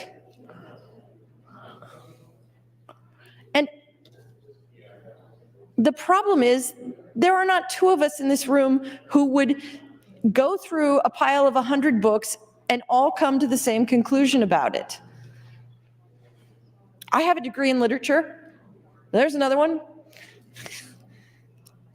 People have vastly different opinions about literary merit, about how good a book is, about all sorts of things with respect to literature. We're not going to all have the same decision. We've got to trust that the librarian is going to get it mostly right, mostly close. You may think they haven't done that because here are books that we don't like that are there.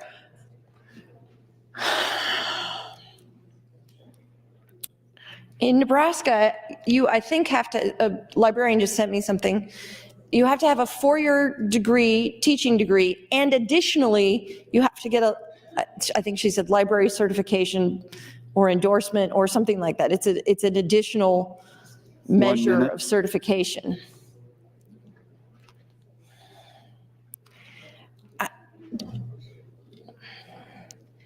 Those folks ought not risk prosecution because they choose a book slightly differently. And I know you're going to say this isn't slightly different, but that's going to be every case. They're going to say, Jaws, I don't know. I don't want anyone having that second guessing. I want them to go through and use all of their education and not have to think about whether or not it's prosecution. I want them to use their best educated information to decide what should be in the libraries. And if parents don't like the things that they're in the libraries, parents should deal with the individual library. Thank you, Mr. President. Thank you, Senator DeBoer. Senator Erdman has a guest under the south balcony, Parker Jessen from Oshkosh, Nebraska. Would you please stand and be recognized?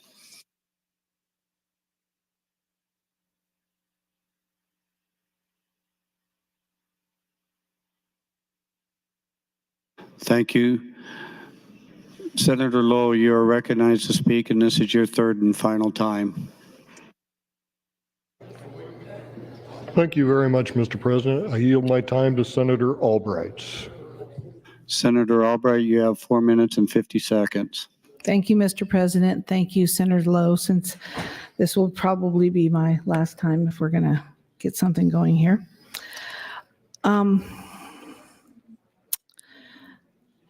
You know, a lot of times when you have these bills and you go 8 hours, it's hard to say anything more than what you've already said.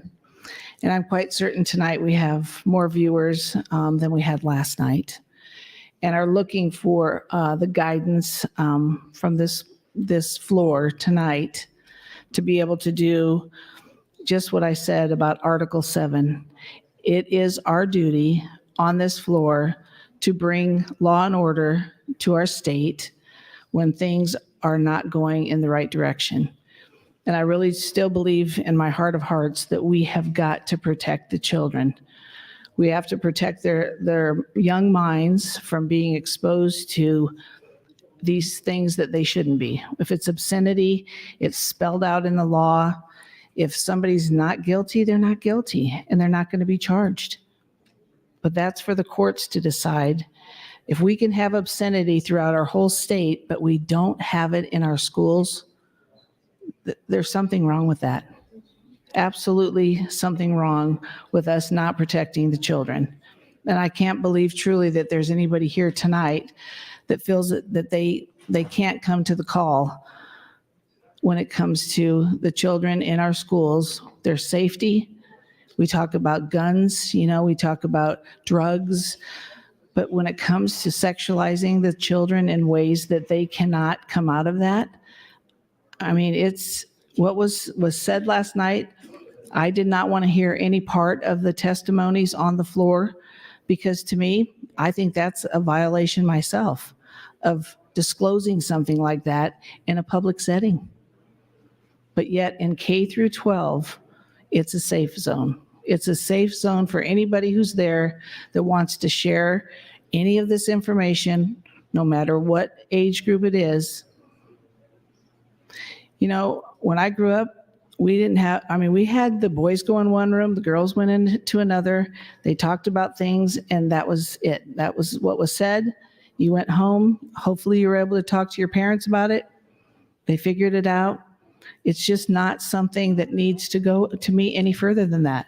We have an obligation to teach our children and to bring our grades up. And we have an obligation that they read before they leave third grade. We have a literacy. We decide on this floor what direction our Department of Education and our State Board of Education and the districts, we decide what laws should be passed and why.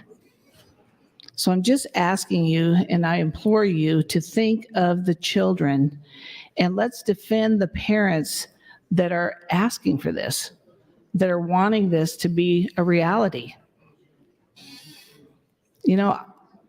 I didn't just work on this the last 4 years because it was something front and center, but it became front and center when we had the health standards and started to allow people into our schools that are promoting things that maybe they shouldn't be.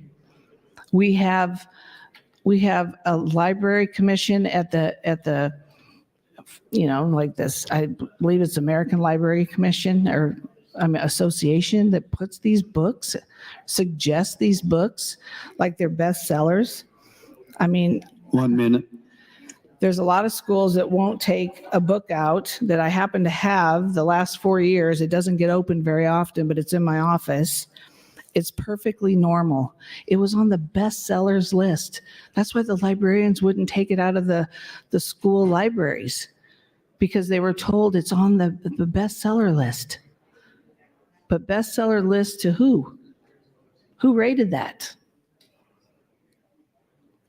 I'm just telling you, we have got to protect the children, and to enable us to do that, we have to change the obscenity law that has to go into K through 12 and the libraries within those schools. And let the courts decide if somebody is going to be charged with something. And again, it should be our institution, the Department of Education, the State Board of Education. It should be the principals, the districts, the school boards. Thank you, Mr. President. Thank you, Senator Albright. Senator Walls, you're recognized to speak, and this is your third and final time. I think this is almost the first time I've ever had a third and final time. Honestly, I don't think I've ever done that before. So I guess I am not obviously a lawyer and would have no idea how the whole process works. I've talked a lot about how I think that there are other ways that we should handle this, and I think a lot of those ways include policies and procedures within our school boards. But I am curious to know just kind of how this process would work. So Senator Kavanaugh, would you answer a question? Or Senator Duncan, would you yield a question? Senator Kavanaugh, would you yield to a question? Yes. Thank you. So if I am a parent and my student or my child brings home reading material that I don't agree with, am I then supposed to call the police? Am I supposed to call the school? I'm not sure how the process works, to be honest with you. Well, so if your child brings home something that you think is obscene, because there's a difference between something you don't agree with and something that's obscene. But under this, if you think it's obscene, you could certainly call the school and register a complaint with the school. But considering that if it's your opinion that your child brought home obscenity from school, you could certainly call law enforcement and engage them, because at that point, if you think your child was given obscenity by the school, that would be a crime and you could report that. Okay. So that right there kind of concerns me, because I'm afraid that would probably start like I don't know, maybe there would be a group of people who would decide that they were just going to not call the school and go directly to the police if they found content that they did not think was appropriate for their kids. That could likely happen, or that could happen? So I guess if I'm understanding your question, are you saying, do you have to be a parent to report something in school as obscene? Is that your question? Is that your question? Sure. Yeah. Okay. So my understanding of the law as written would be that anyone, if they believe there's obscenity in the school or the school library, or under this bill in the public library, they would be able to report that to whatever appropriate authority. So in Dodge County, if you thought the Fremont Public Library had something that you found obscene, you could call the Dodge County Sheriff's Department or Fremont Police Department and report that. And you could do that if you're a parent, but you could do that if you're somebody who looks at the card catalog online, which I know a lot of schools have, and just pick out all the things that are on some national list of books that people don't like and report all of those. Okay. Thank you, Senator Kavanaugh. Sure. Senator Albright, could I ask if Senator Albright would yield to a question? Senator Albright, would you yield to a question? Yes. Thank you, Senator Albright. I am really honestly just trying to process this. Is that what you would intend to have happen? If I was a parent, or there was a group of parents that found material in their child's backpack that they didn't agree with, that they would call the police and the police would then go to the school? Is that what you're? 1 minute. Could that be part of what's the intention? Could that happen in this bill? Honestly, I would think that they would take it up with the school superintendent or principal. And I'm quite certain today they have things that they should do. They could take it to the school board and say, I think this is inappropriate. I mean, is the child actually reading the book? Or are they just taking it home? Did somebody show it to them and tell them that they should read it? I mean, Yeah. There's a lot of extenuating circumstances. But nothing in the bill prevents a parent or a large group of parents from calling police and having the police go to the school. No, I don't see that happening at all. No. No, I'm saying nothing would prevent that from happening. So it could happen. Well, again, today, I mean, they're going in droves to the meetings, to talk about That is what your they time. don't. Sorry. All right, thank you. Thank you, Senator Albright, Walls, and Kavanaugh. Senator Erdman, you're recognized to speak. Thank you, Mr. President. Good evening. Not sure whether people back home can see us in here. It's so dark. I spoke about these lights before. We have 1927 lights in 2024. Doesn't seem to help. Anyway, getting to the bill, I'm making a conclusion. I've drawn a conclusion that I'm completely confused about what obscenity is. I thought I knew, but after listening to the comments and the questions, I guess I don't. But I don't know what happened to common sense. Common sense is like it used to be 25 years ago. You didn't put objective material in the library for young, innocent young folks to see. That was common sense. But I've said this before, and I'll say it again. Common sense is a flower that doesn't grow in everybody's garden.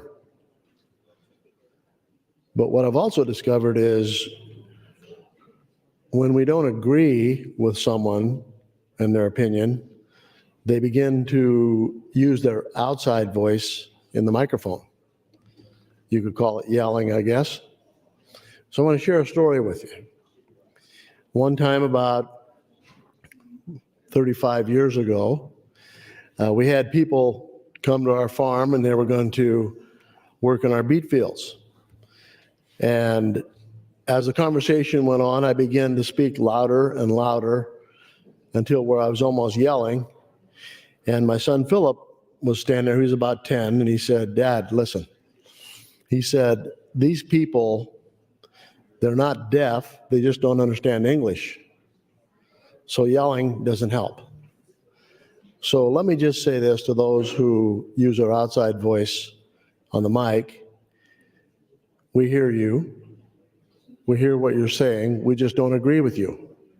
So yelling or outside voice, using your outside voice doesn't change our opinion or bring us to your side.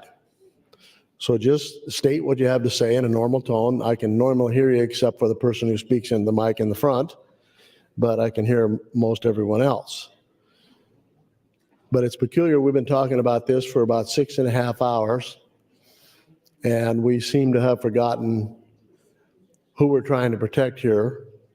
It's the young people, it's the children.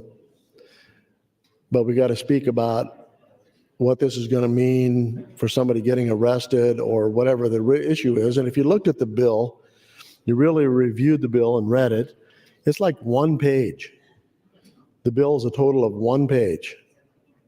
It's not difficult to understand. It's not hard to read. And it's very straightforward. And so we will go till 10:20 tomorrow or whatever that time frame is to get 8 hours, and then we'll make a decision. But what I have a difficult time understanding is whatever happened to common sense. And obviously, that is no longer applicable in this case. Thank you. Thank you, Senator Erdman. Senator Conrad has guests in the north balcony, members of the Nebraska Library Association across the state. Would you stand and be recognized?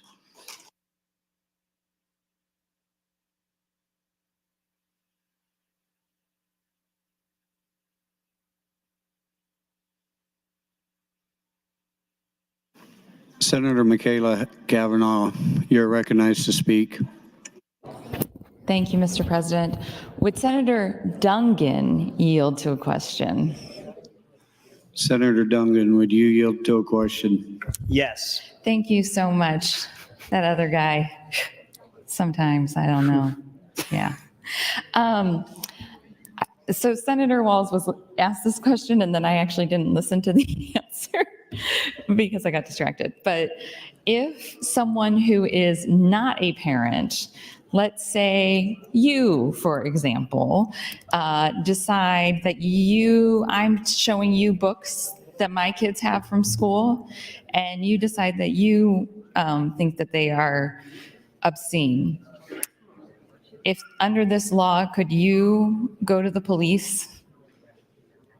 Yes, I believe so. And you live in Lincoln, I live in Omaha. Correct. You, as far as we're aware, don't have children. Correct. I do not have children. Okay. So that's kind of the crux of my conflict here, is that I don't want people who think it's okay to go through libraries and find the most salacious content possible and post it on social media, determining what my children will receive for an education. Say, the State Board of Education member Kurt Penner, who posted pictures of 2 caricatures giving, well, I'm not going to say it. You can just look at Kurt Penner's Twitter. I don't want people who are showing up at school board meetings and in the legislature who don't have children, who aren't educators, who aren't librarians, going to the police and having my children's education disrupted because their teacher is arrested for having a body positive book that somebody says is indoctrination. Or, heaven forbid, a what is consent book. Because if the true nature of this is to stop people from being groomed, kids need to know what bad touch is. Kids need to know that it is okay to tell an adult that they cannot touch them somewhere. But what if somebody else, one of the people that thought it was appropriate to read pornography into the public record on public TV for children to see, what if those people decide that my child shouldn't have the education that my husband and I and the school district thinks that my child should have? That's what this is going to do. This is going to put the education of my children into the most extremes. What if somebody decides that a religious school shouldn't have religious texts? There is nothing stopping an atheist, a Satanist, from going to every religious school in the state and saying, nope, that is obscene. That Bible is obscene. That religious text is obscene. And you will be like, whoa. And ultimately, yeah, the courts will probably find in favor of the schools. But in the meantime, we have authorized an investigation with this bill. This is not the way forward. My children deserve to have an excellent education. Every child in this state does. And my children deserve to not have their education disrupted by political yahoos who tweet and make fun of their mother for crying about being harassed sexually on the floor of the legislature. Yeah, I don't want those people deciding what my children get educated with. They clearly don't have common sense.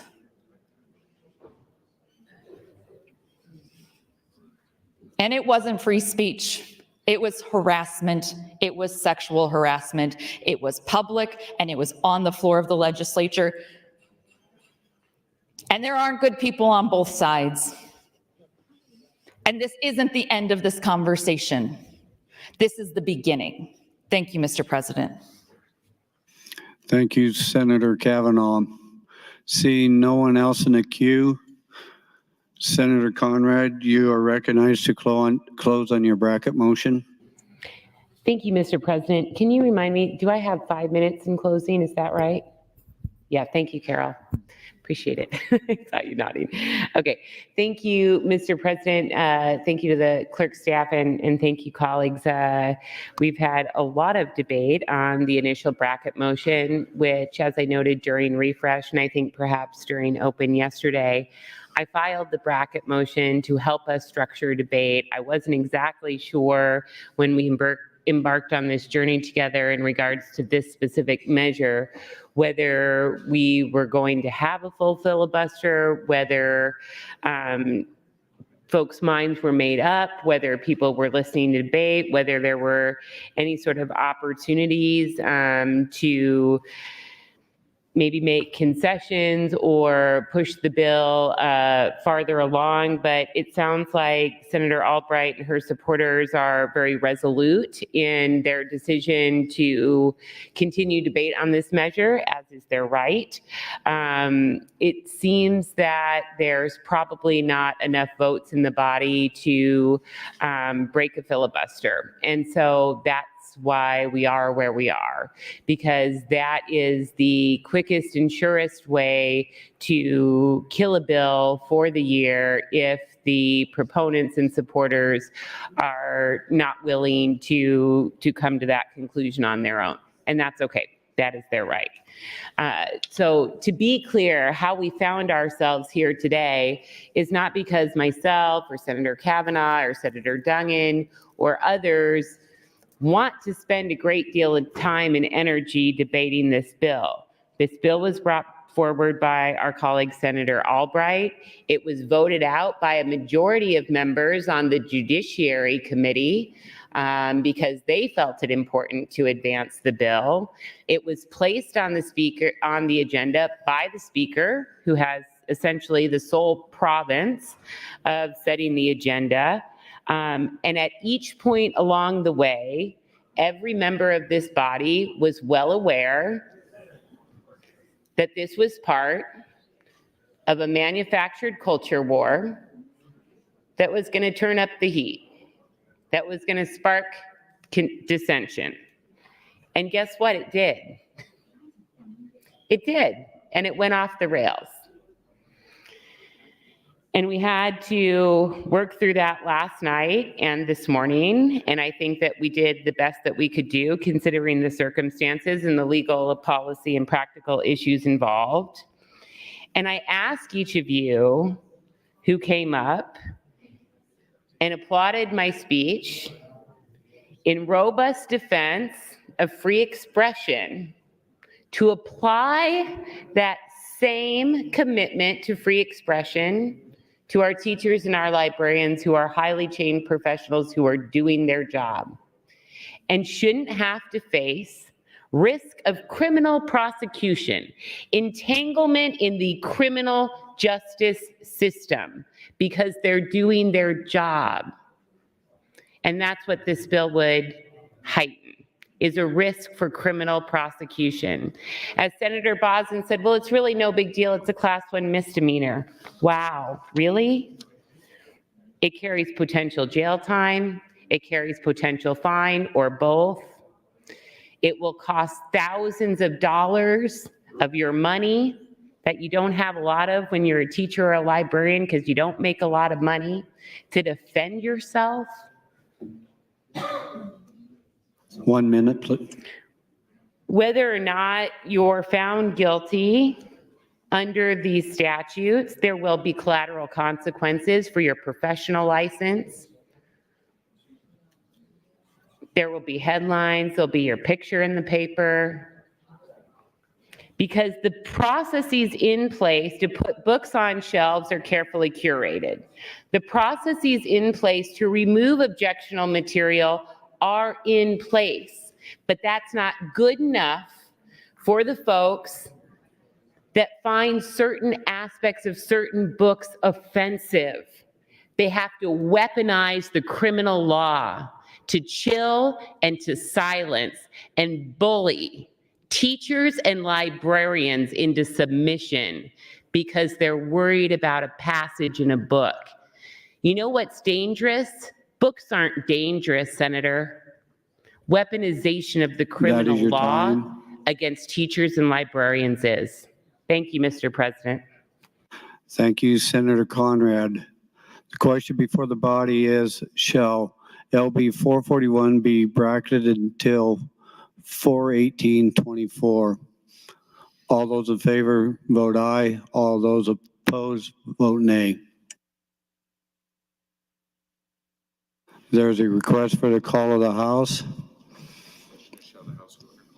The question is, shall the House go under call? All those in favor, vote aye. All those opposed, vote nay.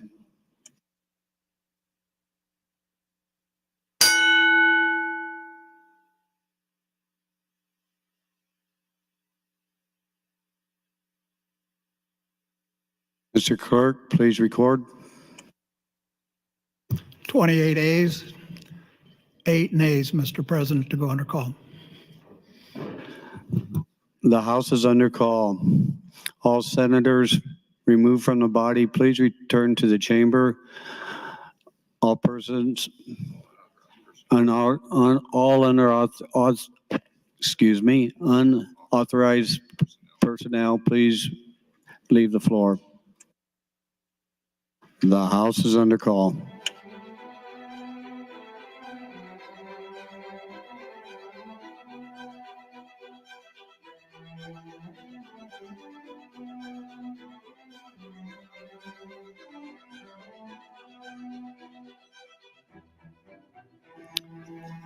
Senator Wishart, Senator Walls, Senator Bostar, Senator Bostelman, Senator McDonald.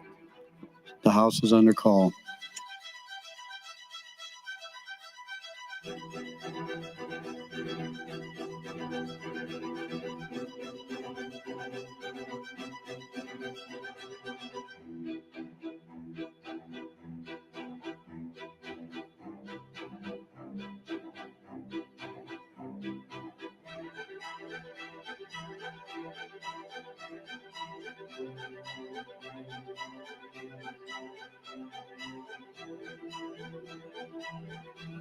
Senator Wishart, Senator McDonald, please return to the chamber. The House is under call.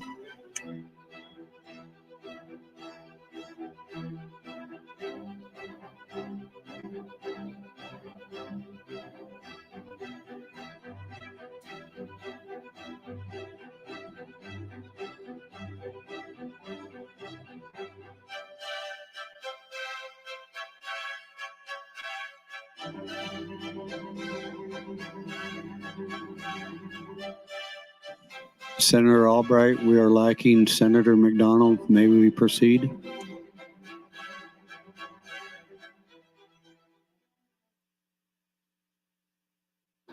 Mr. Clerk, the question before the body is to bracket the bill LB 441. Senator Conrad, there was a vote open. Will you accept call-ins?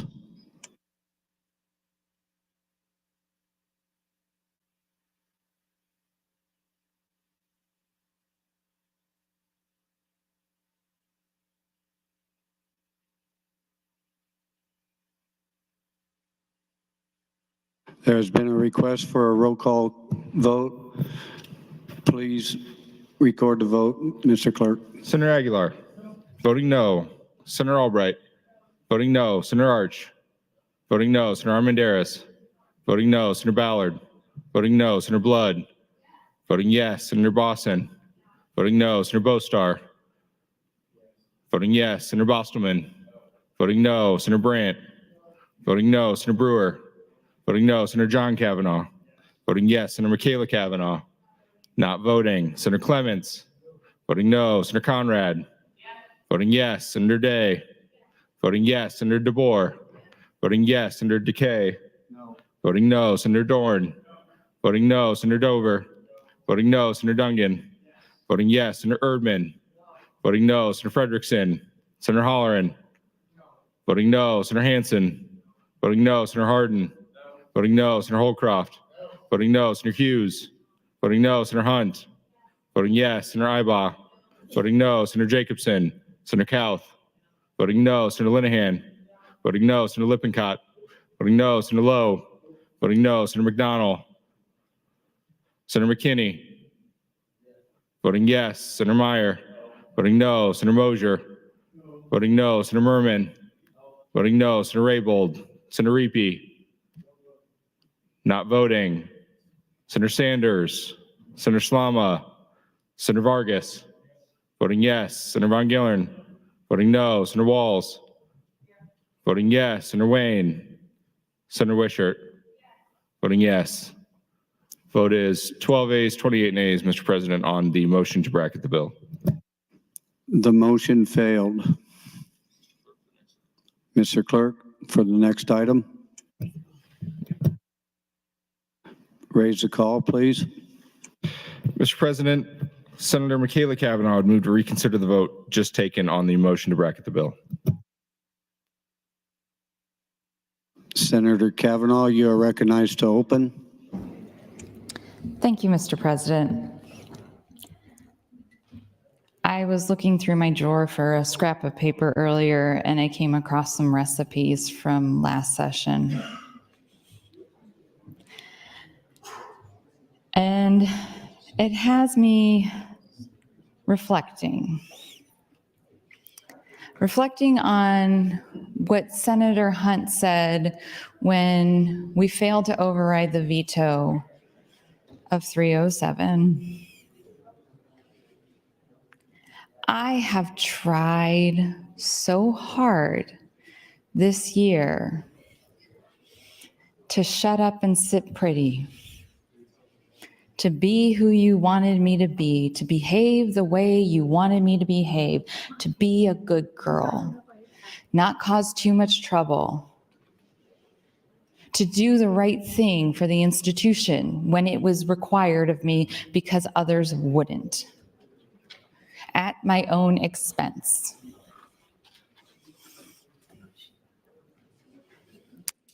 And we're on day 46 of a 60-day session. And I look back on the last 46 days and I genuinely wonder, what did I do it for?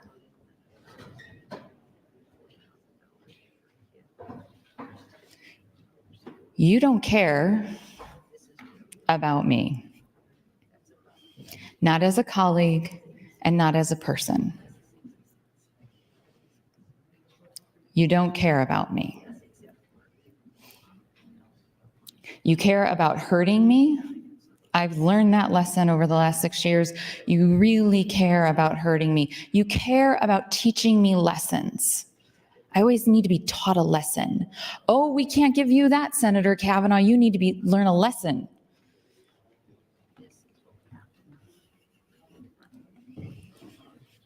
To be a woman in this body, to be a woman in any governing body is hard on a good day. It's usually more exhausting than I could even begin to express. And people would ask me last year how I could maintain talking for so many days. And being here for the last 46 days, I question how I did that. I do. How did that happen? How did that work?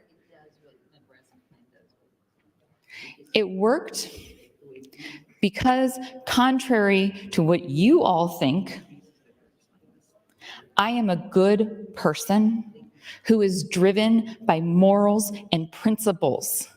And I will stand up repeatedly, despite the abuse, despite the game playing, despite it all. I will continue to stand up. Yes, I was hurt by what was said last night. Yes, I was offended by what was said last night. But I keep standing up because deminimizing it is minimizing victims of assault, minimizing the author of that book, whose words were co-opted, whose trauma was co-opted for theater. I am driven by morals and principle. I have a true north, and I follow it.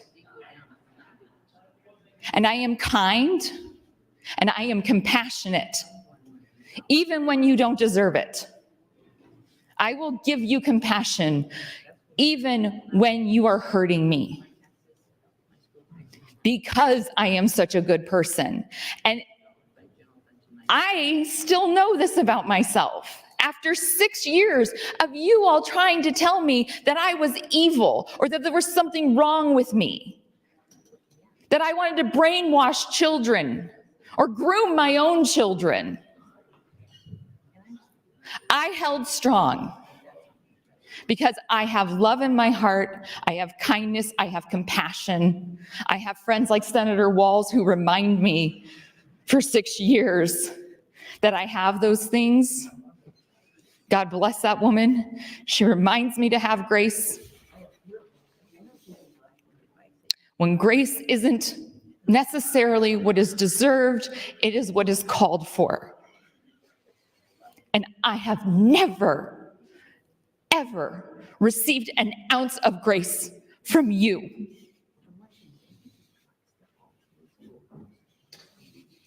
I deserve better. Nebraska deserves better. This body should demand better.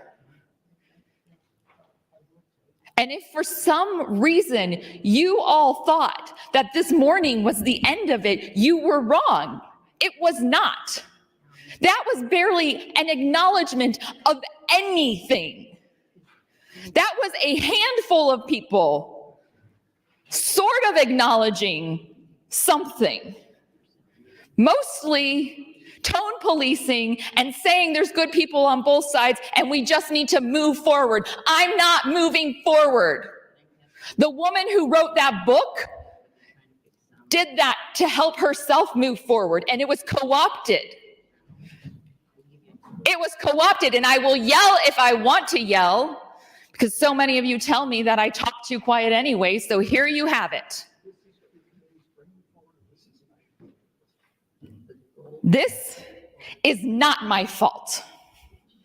This is not the fault of any person, man or woman, who has ever been sexually harassed, sexually assaulted. It is not their fault. It is the fault of people who put my name in their mouth when asking for a blowjob. Yes, it is disgusting. It is disgusting.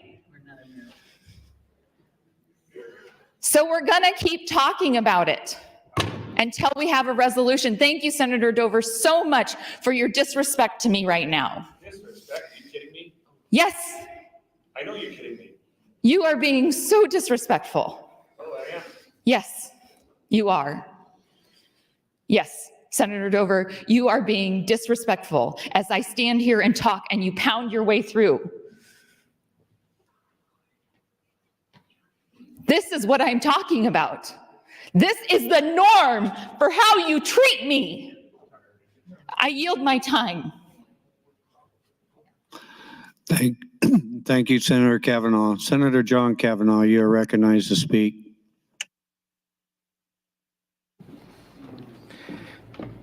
Thank you, Mr. President. Well, I appreciate an opportunity to speak. I think I'll probably be the last one at the end of the night here. I had other things I was going to say, obviously. I do think that everyone kind of has a different perspective on things. I would say some of us get a little too loose, especially at 8:55, with how we behave. And there's a lot of, like, you don't notice you're standing in front of the camera sometimes in front of somebody, and it's, distracting the folks at home, but it's distracting the person who's talking.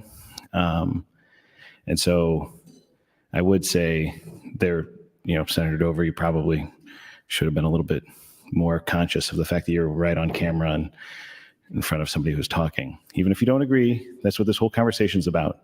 This whole conversation is about protecting things that we don't agree with and not persecuting ideas that we don't agree with. We've talked about prosecuting, and a lot of folks, Senator Mosier and I talked about this, he's not concerned about prosecution. But Senator Mosier, I'm concerned about persecution. I'm concerned about passing this bill, not necessarily leading to more prosecutions, but I'm worried about it leading to persecution of librarians and teachers and persecution of ideas that people find unfavorable. So I'm glad to get to be the last thought for you for the night. I think it is really important to think about this. We've had a lot of great learning moments as this debate has evolved, and it didn't quite go where I thought it might. It took some turns, but take things for the value that they give you, and we can all learn something from it. And so I would hope the folks who voted red on the bracket motion will take the night and think about it. We're going to finish this thing tomorrow morning, and think really about what you want. Don't convince yourself by straw man arguments of there is obscenity in schools and that we should be making sure that 6th graders aren't reading what 12th graders are reading, because that is a straw man argument. No one is advocating for 6-year-olds reading what 12th graders are reading or anywhere in between. People are advocating for age-appropriate literature to be available in schools and libraries and not subjected to persecution by people who don't like some of the ideas represented in those books, and people who lean on straw man arguments and stunts, cheap stunts, where they sexualize individuals for effect. Those are not winning arguments. They should not convince you to support this bill. They will not help children. So I would encourage you, when you go home tonight and think about this, talk to your loved ones, talk to your kids, talk to your grandkids, talk to your spouses about whether you think you're supporting this bill because 1 minute. Thank you, Mr. President. It actually does something to prevent kids from being exposed to obscene material, or if it's about preventing people from sharing ideas that make you uncomfortable. It's about people reading and existing in a different life than one that you've experienced. And I would suggest, again, to go out, seek out one of these books, read them. Have a little empathy for someone whose experience is different than yours.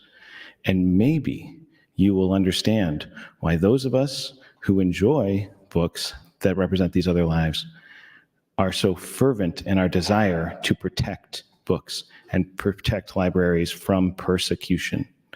Thank you, Mr. President. Thank you, Senator Kavanaugh. Mr. Clerk, for some items. Mr. President, motions to be printed from Senator Boston to LB 25.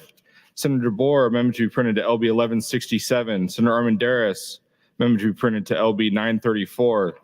New LR 333 from Senator Conrad. That'll be referred to the Executive Board. Finally, Mr. President, a priority motion. Speaker Arch would move to adjourn the body until Wednesday, March 20th, 2024 at 9:00 a.m. There's a request for the call of the House. The question is, shall the House go under call? All those in favor vote aye. All those opposed vote nay.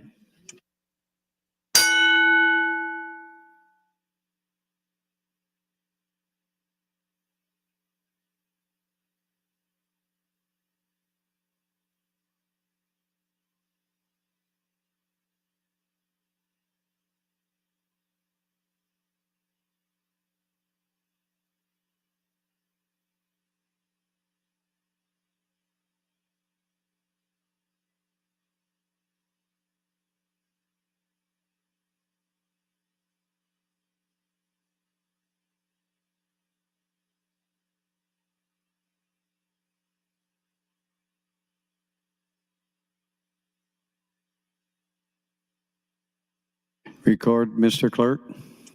14 ayes, 16 nays to place the House under call, Mr. President. The House is not under call. The question is, shall the body adjourn? Mr. Clerk, please call the roll.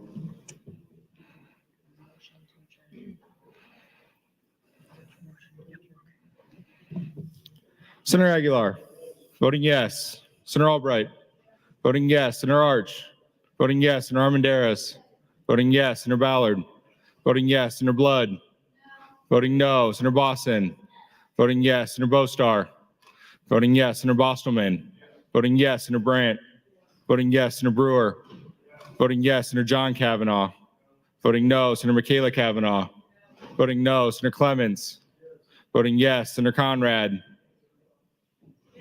voting yes. Senator Day, voting no. Senator DeBoer, voting yes. Senator Decay, voting yes. Senator Dorn, voting yes. Senator Dover, voting yes. Senator Dungan, voting no. Senator Erdman, voting yes. Senator Frederickson, Senator Holleran, voting yes. Senator Hansen, voting yes. Senator Hardin, voting yes. Senator Holcroft, voting yes. Senator Hughes, voting yes. Senator Hunt, Voting no, Senator Ibach. Voting yes, Senator Jacobson. Senator Kauth. Voting yes, Senator Linehan. Voting yes, Senator Lippincott. Voting yes, Senator Lowe. Senator Lowe. Voting yes, Senator McDonald. Senator McKinney. Voting no, Senator Meyer. Voting yes, Senator Mosier. Voting yes, Senator Merman. Voting yes, Senator Raybold. Senator Reapy. Not voting, Senator Sanders. Senator Slama. Senator Vargas. Voting yes, Senator Von Gillern. Senator Walls. Voting yes, Senator Wayne. Senator Wishart. Vote is 32 ayes, no nays, Mr. President, on the motion to adjourn. The body is adjourned.